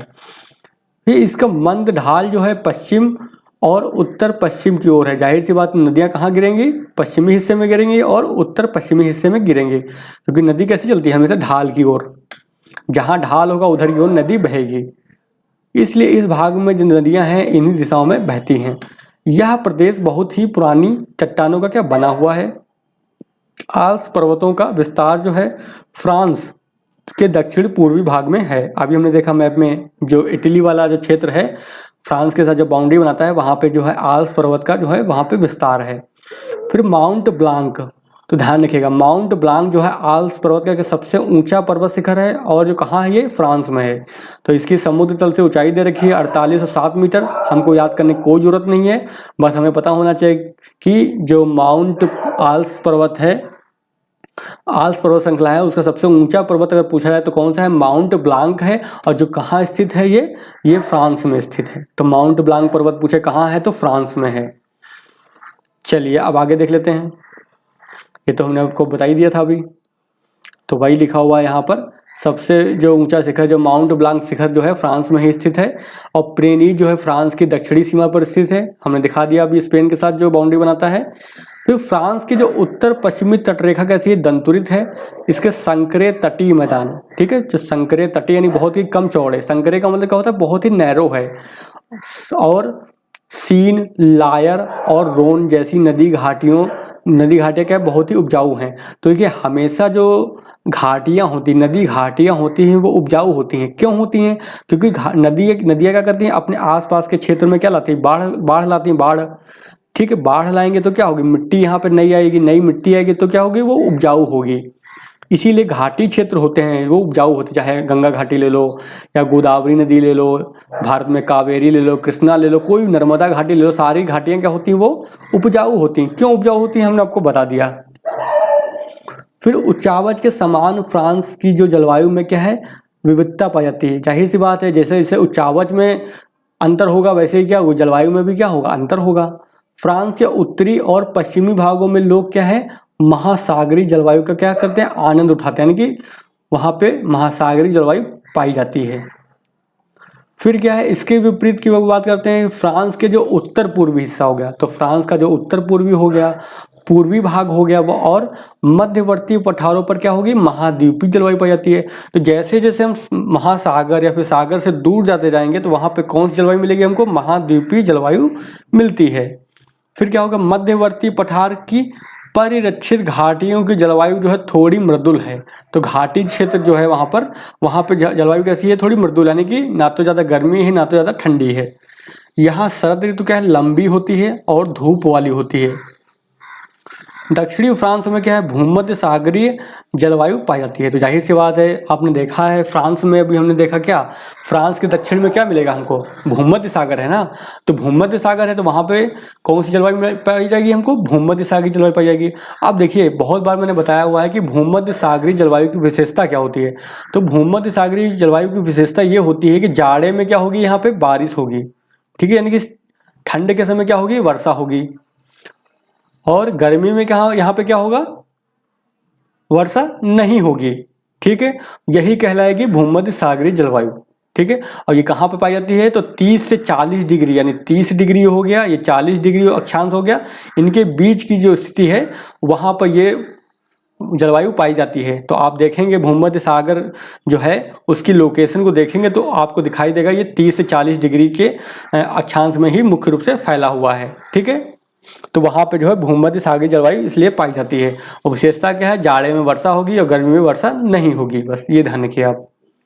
फिर वही लिखा, यहाँ ग्रीष्म ऋतु क्या है, लंबी और शुष्क होती है। शीत ऋतु क्या होती है, मृदुल होती है, यानी कि ना तो ज़्यादा गर्मी ना तो ज़्यादा ठंडी। फिर इसी ऋतु में वर्षा भी होती है, यही बता दिया हमने पहले ही। यहाँ यूनाइटेड किंगडम के किसी भी भाग के तुलना में क्या है, अधिक धूप खिलती है, ठीक है। तो हमने बताया जैसे जैसे आप विषुवत रेखा के नज़दीक जाएंगे धूप ज़्यादा मिलेगी, इसीलिए यहाँ की जलवायु जो है अधिक कोष्ण यानी गर्म है। किसके कंपेयर में, जो ग्रेट ब्रिटेन द्वीप समूह देखा था हमने उसके कंपेयर में। चलिए आगे देख लेते हैं। अब यहाँ पर संसाधन की बात कर लेते हैं, यहाँ की कौन कौन संसाधन पाए जाते हैं, यहाँ का आर्थिक विकास कैसा है, क्या यहाँ के लोग टेक्नोलॉजी का इस्तेमाल करते हैं, या ज़्यादा विकसित देश हैं, कम विकसित देश हैं, इसके बारे में हम यहाँ पे चर्चा करेंगे। तो फ्रांस अनेक संसाधनों में क्या है, संपन्न है, इसने क्या इनका उपयोग भी बुद्धिमानी से किया है। फ्रांस की तटरेखा के दंतुरित होने के कारण यहाँ कई प्राकृतिक पोताश्रय यानी कि नेचुरल पोर्ट पाए जाते हैं, अभी हैं। मछली पकड़ने, नौ संचालन तथा व्यापार के लिए ही इनका विकास किया गया है। तो पोर्ट का विकास क्यों किया गया, मछली पकड़ने के लिए, नावों को चलाने के लिए और व्यापार करने के लिए जो है वहाँ के नेचुरल पोर्ट्स का डेवलपमेंट किया गया है। फ्रांस जो है खनिज संपदा में क्या बहुत संपन्न नहीं है, ध्यान रखिएगा, नहीं है। फिर भी क्या इसने अपने उपलब्ध साधनों का क्या बड़ी बुद्धिमानी से यथासंभव सर्वोत्तम उपयोग किया है, यानी जो है उतने में ही वो खुश है और अच्छे से उसका इस्तेमाल उसने कर लिया है, ये है। चलिए आगे देख लेते हैं। कोयला जो है देश के उत्तरी भाग में पाया जाता है। वास्तव में यह बेल्जियम के कोयला क्षेत्रों का ही विस्तार है। यह उत्तम कोटि का भी नहीं है, यानी ये कोयला जो उत्तरी क्षेत्र में पाया जाता है उत्तरी भाग में फ्रांस के, वो भी अच्छा क्वालिटी का कोयला नहीं है, क्योंकि इसका चूरा हो गया, यानी कि जो ये क्वालिटी कैसी है वो लिग्नाइट कोयला जो है, यानी कि जो घटिया कोयला होता है वो है। फिर लौह अयस्क ही क्या है, एकमात्र ऐसा खनिज है जो फ्रांस में भारी मात्रा में पाया जाता है। तो ये ध्यान रखिएगा, कोयला के तो निक्षेप बहुत कम है, यानी कोयले के भंडार तो बहुत कम है, और जो है भी वो अच्छा क्वालिटी का नहीं है, लेकिन लोहा ठीक ठाक मात्रा में पाया जाता है। लौह अयस्क का जो 90% से अधिक भाग जो है वो आपको कहाँ मिलेगा, एक ही क्षेत्र है, कौन सा क्षेत्र है वो आपका, जो लॉरेन क्षेत्र कहलाता है। तो बहुत इंपॉर्टेंट है, वेरी वेरी मोस्ट इंपॉर्टेंट। हमेशा क्वेश्चन पूछा जाता है लॉरेन क्षेत्र कहाँ है, तो फ्रांस में है। क्वेश्चन पूछा जाएगा लॉरेन क्षेत्र किससे संबंधित है, तो लोहे अयस्क से, लौह अयस्क से संबंधित है लॉरेन क्षेत्र। ला से लोहा, लौ से लॉरेन क्षेत्र, ऐसे याद कर लीजिए आप। तो बहुत important fact, very very most important, याद कर लीजिए, नोट कर लीजिए इसको। फिर कोयले की क्या कमी के कारण जल विद्युत के विकास को क्या है बढ़ावा मिला है। अब जाहिर सी बात, अगर एक चीज़ नहीं हमारे पास है तो हम क्या करेंगे, दूसरी चीज़ का विकास करेंगे। कोयला नहीं है कोई बात नहीं, हम यहाँ पे क्या है जल विद्युत का विकास करेंगे, ऐसे कर लिया उन्होंने, ठीक है। फिर फ्रांस की नदियाँ क्या है, आल्प्स हो गया, पिरेनीज हो गया, मध्यवर्ती पठारों से निकलती हैं। तो नदियाँ कहाँ से निकलेंगी, हाँ नदियाँ हमेशा कहाँ से निकलती हैं, जहाँ से ऊंचाई वाला क्षेत्र होता है। तो आल्प्स पर्वत हो गया, पिरेनीज हो गया, मध्यवर्ती पठार जो हो गया, मैसिव पठार जिसको बोलते हैं, वहाँ से निकलती हैं। तो ये हिम के पिघलने और वर्षा के जल के कारण सदा निरा है, यानी कि वर्ष भर इनमें पानी रहेगा। सदा निरा का मतलब हमेशा पानी, चाहे गर्मी हो, जाड़ा हो, कोई भी मौसम हो, वहाँ पे पानी मिलेगा नदियों में। फिर इन नदियों में क्या जल विद्युत के उत्पादन की अपार क्षमताएं हैं। तो पर्वतीय क्षेत्र है तो वहाँ पे जल विद्युत का विकास हो सकता है। फिर जल विद्युत ऊर्जा का क्या है, प्रदूषण रहित सस्ता साधन है, क्योंकि जल विद्युत के उत्पादन में कोई भी प्रदूषण नहीं होता है, कोई भी कार्बन डाइऑक्साइड या फिर अन्य कोई हानिकारक गैस नहीं निकलती है। चल आगे देख लेते हैं, चलिए। फिर फ्रांस में कच्चे मालों की उपलब्धि उद्योगों की अवस्थिति में क्या एक महत्वपूर्ण कारक रहा है। जाहिर सी बात है, किसी भी देश में उद्योग वहीं लगेगा जहाँ पे कच्चा माल मिलेगा, ठीक है। वही यही हाल यहाँ फ्रांस में भी वही नियम लागू होगा। फिर फ्रांस के लोहे और इस्पात उद्योग का विकास जो है लॉरेन क्षेत्र और उत्तरी कोयला क्षेत्रों में हुआ है। तो जाहिर सी बात, लोहा कहाँ मिलेगा, लॉरेन क्षेत्र में मिलेगा। तो लोहे के जो उद्योग लगेंगे कहाँ लगेंगे, यहीं पर लगेंगे ना। कोयला उत्तरी क्षेत्र में मिलता है, उत्तरी फ्रांस में मिलता है कोयले के भंडार, तो वहाँ पे उद्योग लगेंगे। तो जहाँ कच्चा माल वहाँ उद्योग। इसका वस्त्र उद्योग जो है बहुत ही महत्वपूर्ण है, यानी फ्रांस का जो रेशमी वस्त्र उद्योग वो कहाँ है, मुख्य रूप से संकेंद्रित रोन घाटी में। तो रोन घाटी है, वहाँ पे जो है रेशमी वस्त्र जो है के उद्योग लगाए गए हैं। इसके विपरीत सूती वस्त्र उद्योग जो है कहाँ मिलेंगे आपको, तो उत्तरी कोयला क्षेत्रों और वासजेत में केंद्रित हैं। तो वासजेत जो है जहाँ जर्मनी की जो बाउंड्री है, ठीक है, वहाँ पे सूती वस्त्र उद्योग मिलेंगे आपको। फिर ऊनी कपड़ों के अधिकतर कारखाने जो है वो भी उत्तर में ही पाए जाते हैं। वैसे भी उत्तर भाग में जो है ठंड ज़्यादा होती है, तो वहाँ डिमांड भी तो बहुत है ना उत्तरी भाग में। तो जहाँ डिमांड वहाँ पे आपका क्या आ जाएगा, कारखाने आ जाएंगे। चलिए आगे देख लेते हैं। फ्रांस ने क्या कुछ उद्योगों में विशिष्टता प्राप्त कर ली है, यानी बहुत ही स्पेशलाइज्ड हैं उसमें। ये उद्योग कौन से, मशीन है, मोटर गाड़ियां हैं, जलयान है। आप नेट पे सर्च कीजिएगा कि भारत में ऐसी कौन कौन सी कंपनियां हैं, कार कंपनियां हैं जो फ्रांस की हैं। मोटर गाड़ियां बनाने में बहुत आगे है फ्रांस, ठीक है। फिर समुद्री जहाज हो गए, वायुयान हो गए। इनके अतिरिक्त क्या है, रसायन, उर्वरक, बिजली का सामान हो गया, इत्र हो गया, या भी अन्य सुगंधित द्रव्य हो गए तथा अन्य विलासिता की वस्तुएं बनाई जाती हैं। फिर फ्रांस में जो गया है कुल भूमि का लगभग 1/4 यानी 25%, 1/4 भाग क्या वन के लिए सुरक्षित, यानी यहाँ पे वन पाए जाते हैं। कुल क्षेत्रफल का क्या है, एक अन्य चौथाई भाग जो है चारागाह, यानी 25% एरिया पे क्या है आपके चारागाह। फिर जो नीची पहाड़ियों और पठारों पर पाए जाते हैं, चारागाह कहाँ है, जो पहाड़ी इलाका होता है, पठारी इलाका है, वहाँ पे चारागाह है। इन क्षेत्रों में क्या होती है, पर्याप्त वर्षा होती है, अतः यहाँ दुधारू और मांस देने वाले पशुओं का क्या किया जाता है, पालन किया जाता है, ठीक है। तो जो दूध वाले पशु होते हैं हमेशा वहाँ पाले जाते हैं जहाँ पे क्या होती है, हवा कैसी होती है, आर्द्र होती है, मौसम में क्या होनी चाहिए, नमी होनी चाहिए, ठीक है। चलिए आगे देख लेते हैं। आगे दिखाई दे रहा है, इसलिए फ्रांस जो है यूरोप में दूध हो गया, मक्खन है, पनीर के प्रमुख उत्पादकों में से एक है, क्योंकि वहाँ पे पशुपालन किया जा रहा है। उस उच्च भूमियों में क्या है, ऊन के लिए भेड़ पाली जाती है। तो जाहिर सी बात, जो पर्वतीय इलाका होता है वहाँ पे ऊन के लिए जो है भेड़ों को पाला जाता है। और भेड़ की खास बात क्या है, वो कम पानी में भी और कम खाने में सर्वाइव कर लेती है। फिर तटीय मैदान और नदी घाटियाँ जो है खेती के लिए सबसे अधिक उपयुक्त हैं। तो हमने बताया आपको, जो मैदान क्षेत्र होता है, घाटी क्षेत्र होता है, वो क्या है, खेती के लिए। यहाँ पे वहाँ पे अच्छी मिट्टी होती है, उपजाऊ मिट्टी होती है, इसलिए वहाँ पे क्या की जाएगी, खेती की जाएगी। फ्रांस के कुल क्षेत्रफल के 1/3 से कुछ अधिक भाग में क्या है, खेती की जाती है, लगभग यानी 33% के आसपास जो है खेती वहाँ पे की जाती है। तो गेहूं इस देश की क्या सबसे महत्वपूर्ण फसल है। जाहिर सी बात, ठंडा प्रदेश है तो गेहूं तो होगा ही वहाँ की महत्वपूर्ण फसल। गेहूं मुख्य रूप से कहाँ मिलता है, तो पेरिस बेसिन, तो पेरिस शहर है, तो वहाँ पे जो पेरिस बेसिन है उसके उत्तरी मैदान में जो है पैदा किया जाता है।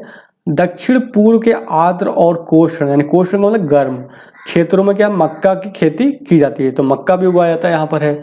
फिर उत्तर पश्चिमी तट, अब हम देख लेते हैं उत्तर पश्चिमी जो तटीय क्षेत्र हो गया और मध्यवर्ती पठार है, वहां पर क्या है, कम उपजाऊ भूमि है ना वहां पर, ठीक है। तो वहां पर कम उपजाऊ भूमि में क्या है, राई हो गया और जई उगाई जाती है। उत्तर के ठंडे भाग में क्या है, जौ की खेती की जाती है, आलू है, चुकंदर है और फ्लैक्स, ठीक है। फ्लैक्स का एक रेशेदार पदार्थ है, ठीक है, रेशेदार। तो इससे क्या है, लिनेन का शायद कपड़ा बनाया जाता है।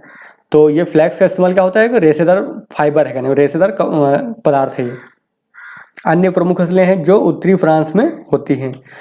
फिर क्या, फ्रांस में सामान्यतः मिश्रित खेती की जाती है। तो आपको पता है कि मिश्रित खेती क्या होती है। फिर किसान जो है फसल उगाने के साथ साथ अपने फार्मों पर गाय, बैल, सूअर और मुर्गियां भी क्या करते हैं, पालते हैं। खेती से प्राप्त जो भूसा, चारा और जो घास है वो पशुओं को क्या कहते हैं, खिलाया जाता है। पशु उत्पादों को बेचने से किसानों को क्या होगी, अच्छी खासी रकम मिलेगी। जाहिर सी बात है, खेती कर रहे हैं साथ में पशुओं को पाल रहे हैं तो क्या होगा, ज़्यादा मात्रा में पैसा कमाएंगे ना फिर वो। चलिए आगे देख लेते हैं।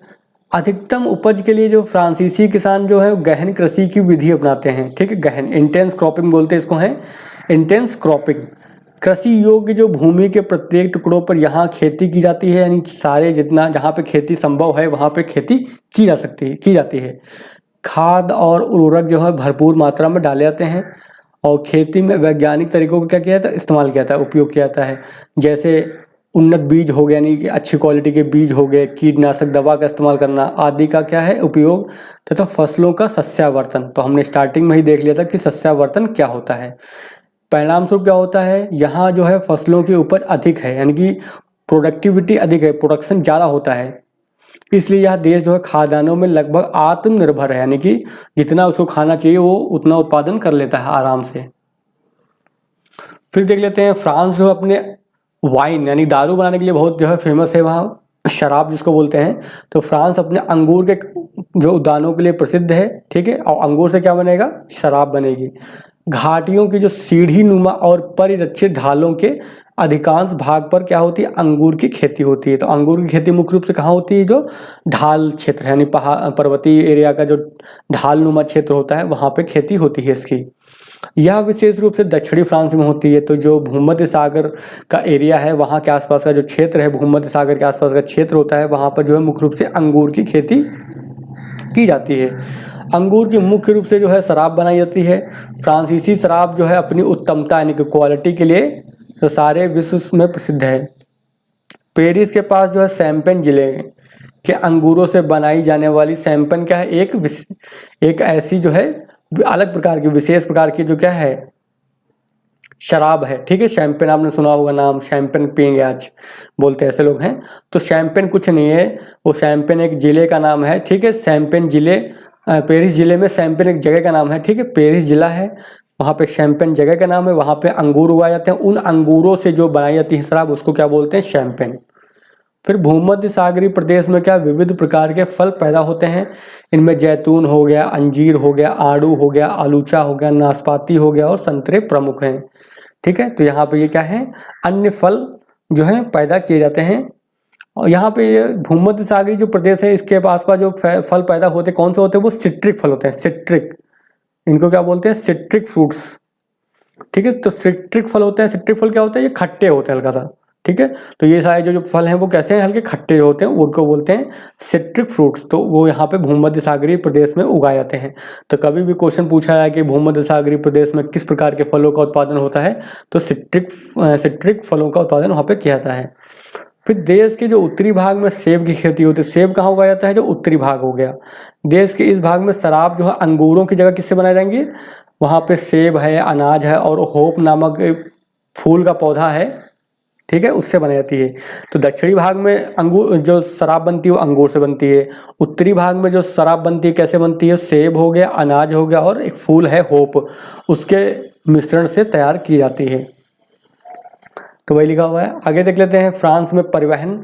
तो परिवहन वगैरह हमको पढ़ने की जरूरत नहीं है, परिवहन वगैरह में तो अच्छा होगा ही होगा। ठीक है, तो ये हमको पढ़ने की जरूरत नहीं है। वहाँ पे ट्रांसपोर्ट रोड वगैरह सब अच्छी बनी है पहले से, आपको पता ही है। फिर देख लो यहाँ पर फ्रांस जो है, पेरिस जो है क्या है, फ्रांस की राजधानी है, आपको पता होना चाहिए। यह एक क्या है, सुनियोजित नगर है, यानी कि वेल प्लान्ड करके बसाया गया है, प्लानिंग करके बसाया गया है। भारत की तरह नहीं कि कोई भी नगर अपने आप ही विकसित हो रहा है, कोई प्लानिंग है ही नहीं उसके विकास के लिए। लेकिन पेरिस में जो क्या है, पूरी प्लानिंग करके बसाया गया उसको है अच्छे से एकदम। यहाँ अनेक स्मारक हैं, भव्य भवन है और संग्रहालय हैं। कला, साहित्य, विज्ञान और प्रौद्योगिकी में फ्रांस का बहुत बड़ा क्या है, योगदान है। फिर जनसंख्या लिखी, हमको पढ़ने की जरूरत नहीं है।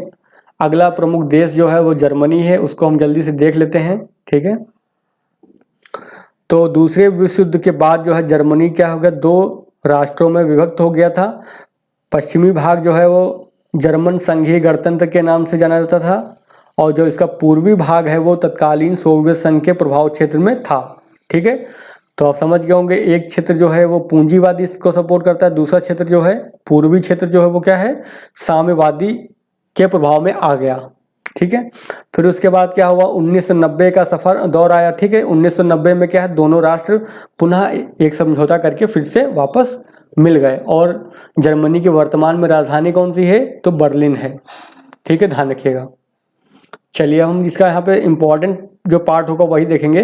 तो यहाँ का जो इम्पोर्टेंट पार्ट क्या होगा, भौतिक लक्षण देखेंगे कि जर्मनी में मैदान कहाँ है, क्या है, पठार कहाँ है, उसकी बात करेंगे हम। तो जर्मनी को जो है दो भौतिक विभाग में बांटा जा सकता है। पहला क्या है, जर्मनी का उत्तरी मैदान, ठीक है, मैदानी भाग हो गया। यह यूरोप के विशाल मैदान का ही क्या एक भाग है, यानी यूरोप महाद्वीप में जो पूरा मैदान फैला हुआ है उसका ही तो भाग होगा, जाहिर सी बात है। फिर यह पश्चिम से पूर्व की ओर क्या हुआ, धीरे धीरे चौड़ा होता गया है, क्योंकि जैसे जैसे आप इधर की ओर जाएंगे ऐसे तो मैदान क्या होंगे, चौड़े होंगे। पश्चिम से पूर्व की ओर जाएंगे तो मैदान जो होंगे वो क्या हो जाएंगे, चौड़े होते जाएंगे, ये चौड़ाई बढ़ती जाएगी। तो वही लिखा हुआ है। फिर इसके ऊपर जो हिमानियों द्वारा छोड़े गए बालू, बजरी और चीका मिट्टी की मोटी परत है, यानी जो मैदान है इनमें ये परत पाई जाती है। हजारों साल पहले जो है यह प्रदेश हिम से ढका था, यानी बहुत साल पहले जो है पूरा जो ये क्षेत्र कैसा था, बर्फ से ढका हुआ था। तो क्या हुआ, समय के साथ क्या हुआ, बर्फ पिघल गई, ठीक है, तो मिट्टी बजड़ी ये सब छोड़ गई वहीं पर, तो निक्षेप वहीं पर छूटा हुआ है। फिर आगे देख लेते हैं दूसरा भाग जो है, भौतिक विभाग जो है, क्लासिफिकेशन क्या है उसका, दक्षिणी उच्च भूमियाँ और पर्वत। तो यानी जो पठारी भाग हो गया और पर्वतीय क्षेत्र हो गया उसको हम देख लेते हैं।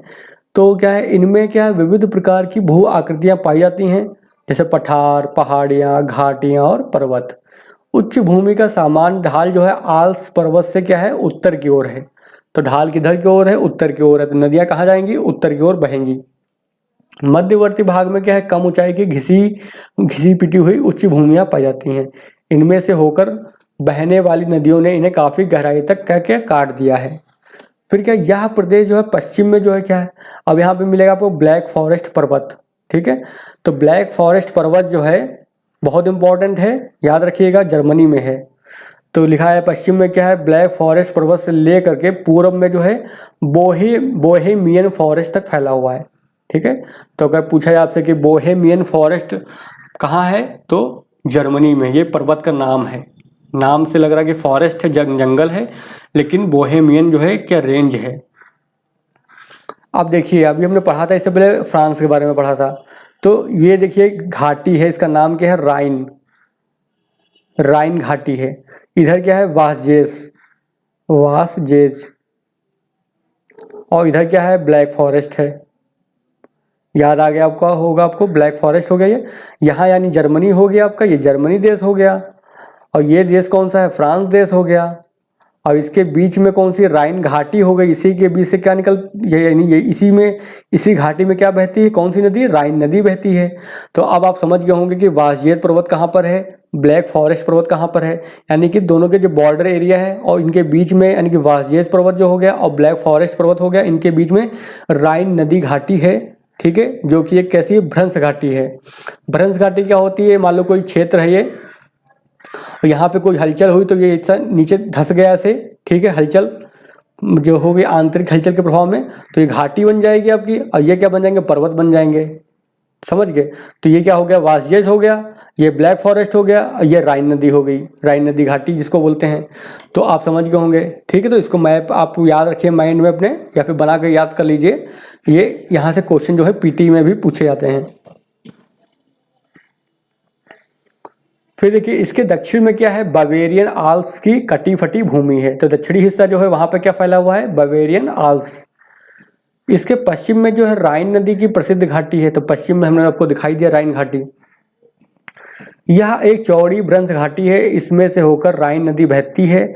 जर्मनी के सुदूर दक्षिण में क्या है, आल्प्स पर्वत हैं। तो दक्षिण में क्या है आपका, आल्प्स पर्वत हैं, जो एकदम ऊंचे उठे हुए हैं, यानी ऊंचाई, क्योंकि नए हैं ना पर्वत, वो नवीन है, नवीन वलित पर्वत है आल्प्स पर्वत। पठारी प्रदेश का अधिकतर अवसादी चट्टानों से मिलकर बना हुआ है। फिर राइन है, वेसर है, एल्ब है, ओडर है और डेन्यूब यहाँ की क्या है, प्रमुख नदियां हैं, कहाँ की, जर्मनी की। डेन्यूब को छोड़कर सभी नदियां जो हैं उत्तर की ओर बहती हैं। क्यों, डेन्यूब जो कहाँ बहती है, दक्षिण की ओर बहती है, ध्यान रखिएगा। फिर इस नदी का नाम याद कीजिए जो इस देश की पूर्वी सीमा बनाती है। तो उसका नाम क्या है, ओड्रा। जो ओडर है ना, ओड्रा बोल दिया मैंने। तो ओडर जो नदी है वो क्या है, जर्मनी की पूर्वी सीमा पे बहती है। चलिए अब हम यहाँ पे देख लेंगे कि यहाँ की जलवायु कैसी है, ठीक है। तो जलवायु को देखेंगे अब हम। अब देखिए जर्मनी का जो विस्तार है कहाँ से कहाँ तक फैला हुआ है, तो 47 डिग्री उत्तर से लेकर के 55 डिग्री जो है उत्तरी अक्षांशों के मध्य फैला हुआ है। अतः इसकी जलवायु कैसी होगी, शीतोष्ण होगी। ठीक है, शीतोष्ण मतलब ठंडी और गर्म दोनों मिला के। इसके तटीय क्षेत्रों में क्या है, महासागरीय जलवायु का प्रभाव होगा। जाहिर सी बात, कहीं भी तटीय क्षेत्र होगा वहां जलवायु कौन सी होगी, महासागरीय होगी। फिर यहाँ ग्रीष्म ऋतु में जो है शीतल तथा शीत ऋतु कैसी होती है, मृदुल। ठीक है, फिर महासागरीय प्रभाव जो है दक्षिण और पूर्व की ओर घटता रहता है। जैसे जैसे हम अंदर की ओर आते जाएंगे या फिर जैसे जैसे हम पूर्व की ओर जाएंगे तो महासागरों से इसकी दूरी बढ़ती जाएगी, तो जाहिर सी बात है वहाँ की जो जलवायु होगी वो क्या होगी, महासागरीय प्रभाव उस पर कम होता जाएगा ना। ठीक है, फिर दक्षिण पूर्व में तापांतर में भी वृद्धि होती रहती है। तो जैसे जैसे जो है महाद्वीपीय जलवायु आएगी तो तापांतर में वृद्धि होगी। क्यों, क्योंकि महाद्वीपीय जलवायु की विशेषता ये होती है जल्दी गर्म होगा जल्दी ठंडा होगा। तो जाहिर सी बात, गर्म होगा तो बहुत हाई हो जाएगा टेम्परेचर, मान लो पहुंच गया 45 डिग्री, 45 ज़्यादा हो जाएगा, 35 मान लेते हैं यहाँ का। और ठंडा होगा जब तो पहुंच जाएगा ये कि 1 डिग्री 2 डिग्री के आसपास। तो जो इनके बीच का गैप होगा यानी 34 आया ना मान लो। ठीक है, तो गैप हो जाता है यानी कि जो तापांतर होगा बहुत ज़्यादा हो जाता है, वेरी हाई है वो। तो वही लिखा था यहाँ की जलवायु जो महाद्वीपीय है, अतः यहाँ ग्रीष्म ऋतु कैसी है, कोष्ण यानी कि गर्म, तथा शीत ऋतु कैसी होती है, ठंडी होती है। दक्षिण में ऊंचाई बढ़ने के साथ के कारण मतलब ऊंचाई जैसे बढ़ती रहेगी, दक्षिणी हिस्सा कैसा है, पर्वतीय इलाका है, पठारी इलाका है। तो जैसे जैसे ऊंचाई बढ़ेगी तो क्या होगा, ठंडा होगा ना वहाँ पर। तो वही लिखा दक्षिण में ऊंचाई बढ़ने के कारण शीत ऋतु क्या है, बहुत अधिक ठंडी हो जाती है। अधिकतर वर्षा जो है ग्रीष्म ऋतु में ही होती है। तो यहाँ पे वर्षा कैसी होती है, ग्रीष्म काल। वर्षा की मात्रा भी जो है पूर्व की ओर घटने लगती है। तो जैसे जैसे समुद्र से जाएंगे दूरी बढ़ती जाएगी, क्योंकि देखिए पछुआ पवनों से वर्षा हो रही है, पश्चिम से हवाएं आ रही हैं। तो जैसे जैसे पूर्व की ओर जाती जाएंगी, पूर्व की ओर बढ़ती जाएंगी, तो क्या होगी, वर्षा की मात्रा जो हो क्या हो जाती है, कम होती जाती है। चलिए आगे देख लेते हैं। यहाँ पे मैप में दिखाया गया है। ठीक है, तो यहाँ पे आप देख सकते हैं। इसको अगर मैप में देखना है थोड़ा तो इसको छोटा कर देता हूँ ताकि आपको अच्छे से दिखाई देगा। तो पूरा आप मैप देख सकते हैं, ये जर्मनी का मैप है। ये आप देख लीजिए। यहाँ पर नॉर्थ में क्या मिलेगा इसको, यहाँ पे आपका उत्तरी सागर मिलेगा। ठीक है, यहाँ पे इसके पोलैंड की सीमा है। ठीक है, ये एल्ब नदी जो है मुख्य नदी है यहाँ की। फिर ये जो है पर्वतीय क्षेत्र इसका है, ये पर्वतीय क्षेत्र है। फिर ये पर्वतीय क्षेत्र हो गया, यहाँ पे पर्वतीय क्षेत्र है, यहाँ पर है। यहाँ पे डेन्यूब नदी इधर बह रही है, दिखा देता हूँ आपको एक बार। तो यहाँ पे मैप में देखेंगे सॉरी, तो डेन्यूब नदी कहाँ गिरती है, देखा आपने, देखा ये इधर की ओर इधर बहेगी यानी दक्षिण की ओर बहती है। बाकी नदियाँ कहाँ जा रही हैं, उत्तर की ओर जा रही हैं, लेकिन ये नदी जो है कहाँ जाएगी, दक्षिण की ओर जाएगी। तो यहाँ पे आप देख सकते हैं, यहाँ पे जो है ये पर्वत श्रृंखला आपको मिलेगी। यहाँ पे ऑस्ट्रिया मिलेगा, इसका देश, ऑस्ट्रिया देश के साथ सीमा बनाता है ये। और यहाँ पे चेक रिपब्लिक मिलेगा आपको। ठीक है, चलिए आगे देख लेते हैं हम। आप देख लेते हैं यहाँ की भूमि जो है उसका उपयोग किस तरह का होता है, यानी खेती होती है नहीं होती है, क्या होता है, और संसाधन जो हैं अन्य संसाधन जो हैं उनका इस्तेमाल कैसे होता है। तो जर्मनी की कुल भूमि का 1/3 भाग यानी कि 33% की बात हो रही है यहाँ पर। ठीक है, तो 1/3 भाग जो है, इसको थोड़ा मैं बड़ा कर देता हूँ। ठीक है, तो जो 1/3 हिस्सा है जो है, ठीक है, जर्मनी में, वो क्या है, जर्मनी की कुल भूमि के 1/3 भाग में वन है यानी फॉरेस्ट के अंतर्गत वो आते हैं। फिर उच्च भूमियों और पर्वतों पर क्या है, शंकुधारी वन पाए जाते हैं। तो जाहिर सी बात, जो ठंडा इलाका होगा, बर्फीला इलाका होगा, वहाँ पे कौन से पेड़ पाए जाएंगे, कोनिफेरस यानी कि शंकुधारी वन। फिर दक्षिणी भाग में विस्तृत वन है। यहाँ वनों का प्रबंध जो है वैज्ञानिक आधार पर होता है, बड़ी सावधानी से किया जाता है। इन वनों से क्या है, लकड़ी की लुगदी मिलती है, कागज बनाया जाता है। अखबारी कागज बनाने के लिए कच्चा माल प्राप्त होता है। तो आपको पता है कि कागज लुगदी बनाने के लिए जो है पेड़ों का ही इस्तेमाल किया जाता है। फिर क्या है, जर्मनी में जो है कोयले विशेष रूप से बिटुमिनस, तो बिटुमिनस जो कोयला होता है वो अच्छा क्वालिटी का होता है। तो जर्मनी में जो कोयला मिलता है, लौह अयस्क भी है, सीसा भी पाया जाता है, तांबा है, पोटास के काफ़ी बड़े भंडार हैं, यानी कि काफ़ी संपन्न देश है ये।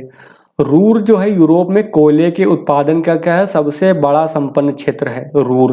तो नोट याद करिएगा, रूर प्रदेश कहाँ मिलेगा, यूरोप में है। और कहाँ पर है, ये जर्मनी में।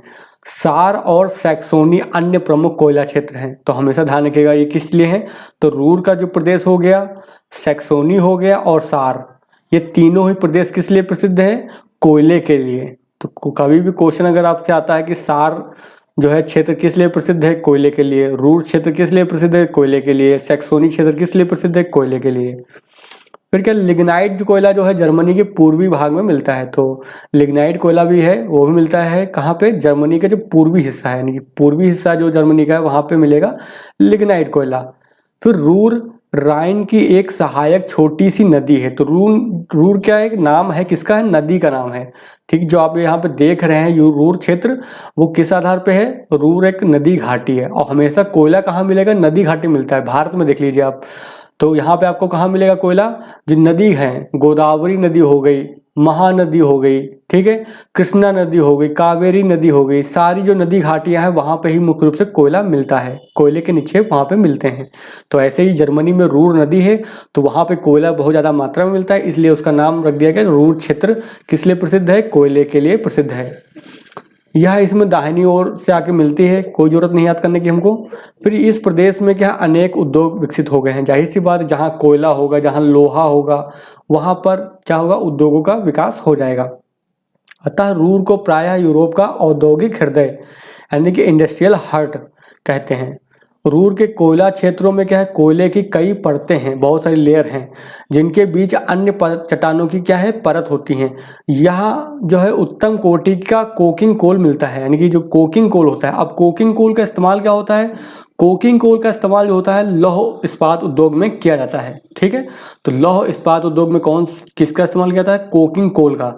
तो वो भी यहाँ पे पाया जाता है। इसका मतलब क्या होगा, यहाँ पे जो है लौह इस्पात उद्योगों का क्या होगा, विकास हो जाएगा। वही लिखा हुआ, इसी कारण यहाँ लोहा और इस्पात उद्योगों का विकास हुआ और आज यह क्षेत्र जो है संसार के लोहा व इस्पात उद्योग के प्रमुख क्षेत्रों में से एक है। फिर देख लेते हैं लोहा, जो लौह अयस्क यानी कि मुख्य रूप से बवेरिया में, ठीक है, नूरेनबर्ग के पूर्व में, हनोवर के दक्षिण पूर्व में और रूर के दक्षिण क्षेत्रों में मिलता है। तो लोहा कहाँ कहाँ मिलता है, वो बवेरिया का क्षेत्र हो गया, नूरेनबर्ग का क्षेत्र हो गया और हनोवर और रूर के दक्षिण में, यहाँ पे लोहा मुख्य रूप से मिलता है। फिर वही लिखा है, इनमें से बवेरिया के जो अयस्क हैं वो क्या है, उत्तम कोटि के, यानी बहुत ही अच्छी क्वालिटी के जो हैं वहाँ पे अयस्क मिलते हैं। लेकिन क्या है, अन्य क्षेत्रों में जो है क्या है, वो अयस्क जो है निम्न कोटि का, यानी अच्छी क्वालिटी का नहीं है। अतः इस देश को उत्तम कोटि की लौह अयस्क का क्या करना पड़ता है, अन्य देशों से आयात यानी इम्पोर्ट करते हैं। फिर इस क्षेत्र में बहुत बड़ी संख्या में उद्योग विकसित हुए हैं। प्रमुख उद्योग कौन से हैं, कोक बनाने की भट्टियां, लोहे और इस्पात के कारखाने, रसायन उद्योग। यहाँ पे कोक का मतलब बोला मत ले लीजिएगा कोका कोला वाला, ठीक, कोक मतलब कोकिंग कोल की बात हो रही है यहाँ पर, जिसका इस्तेमाल किसमें होता है, लोहा और इस्पात उद्योग में। सीमेंट उद्योग हो गया, सीमेंट बनाने में की मशीनों का उद्योग हो गया, क्योंकि सीमेंट उद्योग लगाने के लिए हमको मशीनें चाहिए, तो मशीनों का उद्योग लगा दिया। मोटर गाड़ी उद्योग हो गया तथा वस्त्र उद्योग। तो यहाँ के क्या है, प्रमुख उद्योग हो गए। इस प्रदेश में नगरों और कस्बों के समूह देखे जा सकते हैं जो एक समन्वित औद्योगिक क्षेत्र के रूप में दिखाई पड़ते हैं। अब इस देश के अन्य भागों में भी जो है औद्योगिक केंद्र पाए जाते हैं। तो पहले क्या था, यहीं इन्हीं क्षेत्रों में जो है औद्योगिक केंद्र थे, बाद में समय के साथ क्या है, अन्य भागों में भी जो है उद्योगों का विकास हो गया। फिर उसका कारण क्या है, बोल रहा है कि इसका कारण क्या है, जल विद्युत है, कच्चा माल और परिवहन के अच्छे साधनों की उपलब्धि, ठीक है, जिसकी वजह से अन्य औद्योगिक केंद्र भी विकसित हो गए। लिग्नाइट का जो उपयोग है वो ताप विद्युत के उत्पादन तथा रसायन उद्योग में कच्चे माल के रूप में किया जाता है। देखिए, अब लिग्नाइट जो कोयला होता है वो अच्छी क्वालिटी का नहीं होता है, ठीक है। देखिए, कोयला जो होता है 4 प्रकार का होता है मुख्य रूप से। तो पहला होता है पीट, दूसरा होता है लिग्नाइट, ठीक है, लिग्नाइट हो गया। फिर तीसरा हो गया आपका बिटुमिनस, बिटुमिनस। फिर चौथा क्या हो गया, एंथ्रेसाइट, चौथा हो गया आपका एंथ्रासाइट भी लिख सकते हैं, एंथ्रासाइट हो गया। अब देखिए, ये सब जो कोयले के ही प्रकार हैं, ठीक है, लेकिन इसमें कितना मात्रा में कार्बन की मौजूदगी है, कितना % कार्बन पाया जाता है, उसके आधार पर जो है इनका क्लासिफिकेशन किया जाता है। तो पीट जो होता है कोयला बिल्कुल घटिया होता है, लिग्नाइट इसके बाद आता है सेकंड नंबर पे, थर्ड नंबर पे अच्छी क्वालिटी में कौन सा, यानी कि ये अच्छी क्वालिटी यानी कि बढ़ता हुआ क्रम है, ध्यान रखिएगा। सबसे खराब, उससे अच्छा, उससे अच्छा, सबसे अच्छा। सबसे अच्छा कौन सा होगा? एंथ्रासाइट कोयला होगा, ठीक है। इसमें लगभग 90% तक जो है कोयला, कार्बन मतलब उपस्थित होता है, तो सबसे अच्छा ये हो गया। लिग्नाइट वगैरह जो है वो थोड़ा कम अच्छे हैं, और पीट तो बिल्कुल ही बेकार है। तो इनका इस्तेमाल कहाँ किया जाता है? ताप विद्युत में होता है और रसायन उद्योग में किया जाता है। फिर रसायन उद्योग के महत्वपूर्ण उत्पाद कौन है? विस्फोटक बनाए जाते हैं, कृत्रिम रबड़ बनाई जाती है, रोगाणुनाशक बनाए जाते हैं, कीटनाशक हो गया, इत्र हो गया, रंग हो गया, और रोगन, रोगन का मतलब पेंट्स, साथ ही प्लास्टिक। वस्त्र उद्योग ने जो है ईंधन और परिवहन की सुविधाओं का क्या हुआ? लाभ उठाया है। पश्चिमी भाग में क्या? सूती और रेशमी वस्त्र उद्योग महत्वपूर्ण है। तो पश्चिमी हिस्सा जो जर्मनी का है वहां पे क्या है? सूती उद्योग और रेशमी वस्त्र उद्योग का केंद्रण है, यानी वहां पे पाए जाते हैं, विकसित हुए हैं। फिर क्या हुआ? सैक्सोनी प्रदेश जो है, तो सैक्सोनी प्रदेश में बड़े ऊंचे तकनीकी ज्ञान के आधार पर उत्तम कोटि के जटिल उपकरण और यंत्र बनाए जाते हैं। इनमें प्रकाशीय शीशे हो गए, चश्मे के लेंस हो गए, कैमरा हो गया, विशिष्ट वैज्ञानिक उपकरण हो गए, ये सब यहाँ पे बनाए जाते हैं। कहाँ पे? सैक्सोनी प्रदेश में। चलिए आगे देख लेते हैं।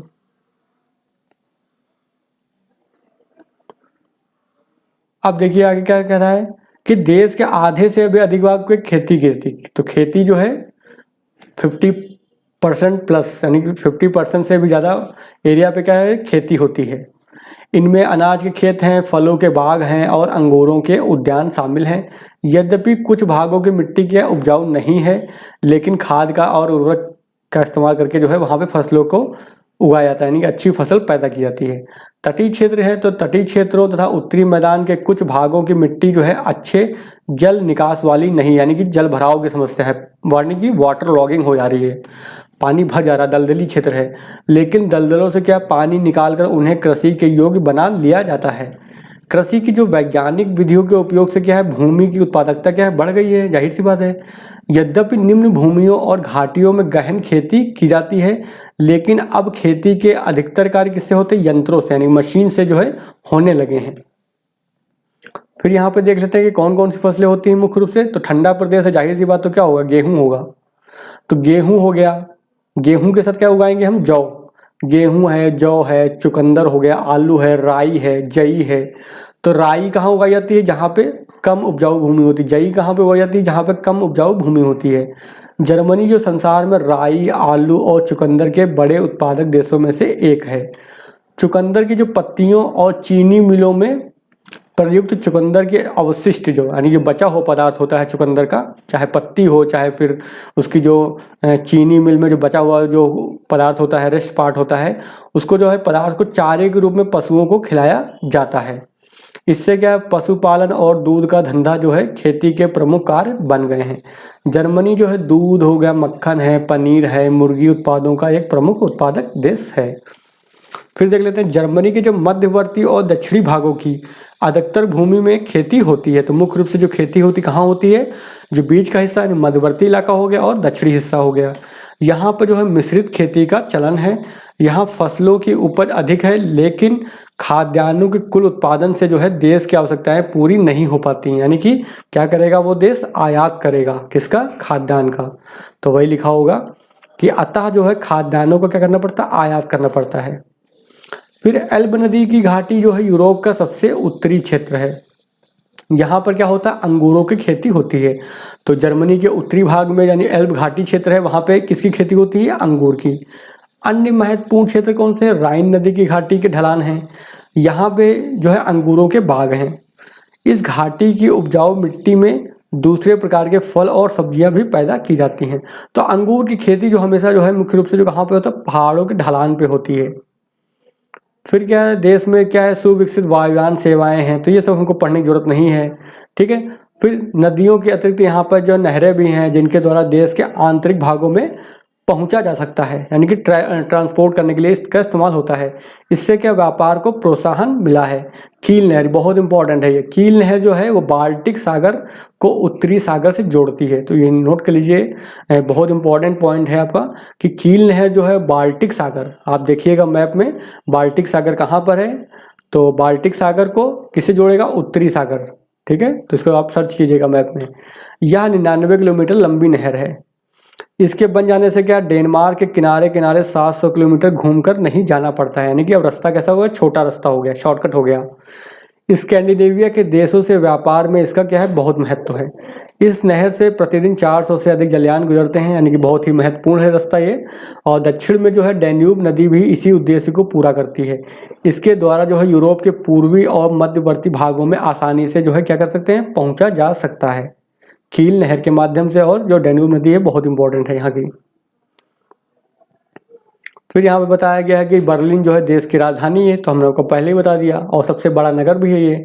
यहाँ एक नदी पत्तन है, यानी कि क्या है, पोर्ट एरिया, यानी कि कहाँ पे है ये एक सागर के किनारे स्थित क्षेत्र है, वहाँ का नगर है। तो पोर्ट एरिया यानी कि नदी पत्तन है। और इसकी संयुक्त जर्मनी की राजधानी बनाया गया है, यानी कि जो पहले जो जर्मनी अलग हो गई थी, अब बाद में फिर से मिल गई है, तो उसके लिए राजधानी का चयन किया गया, किसको, बर्लिन को। फिर बान राइन नदी पर जो है बसा एक अन्य महत्वपूर्ण नगर है। तो ध्यान रखिएगा, बान जो शहर है वो कहाँ बसा हुआ है, वो राइन नदी पे बसा हुआ है। पहले यह शहर जो है जर्मन संघीय गणराज्य की क्या थी, राजधानी था। यह एक महत्वपूर्ण शैक्षणिक और औद्योगिक नगर है, यानी जो बान शहर है जो क्या है, वो शैक्षणिक नगर और औद्योगिक नगर है।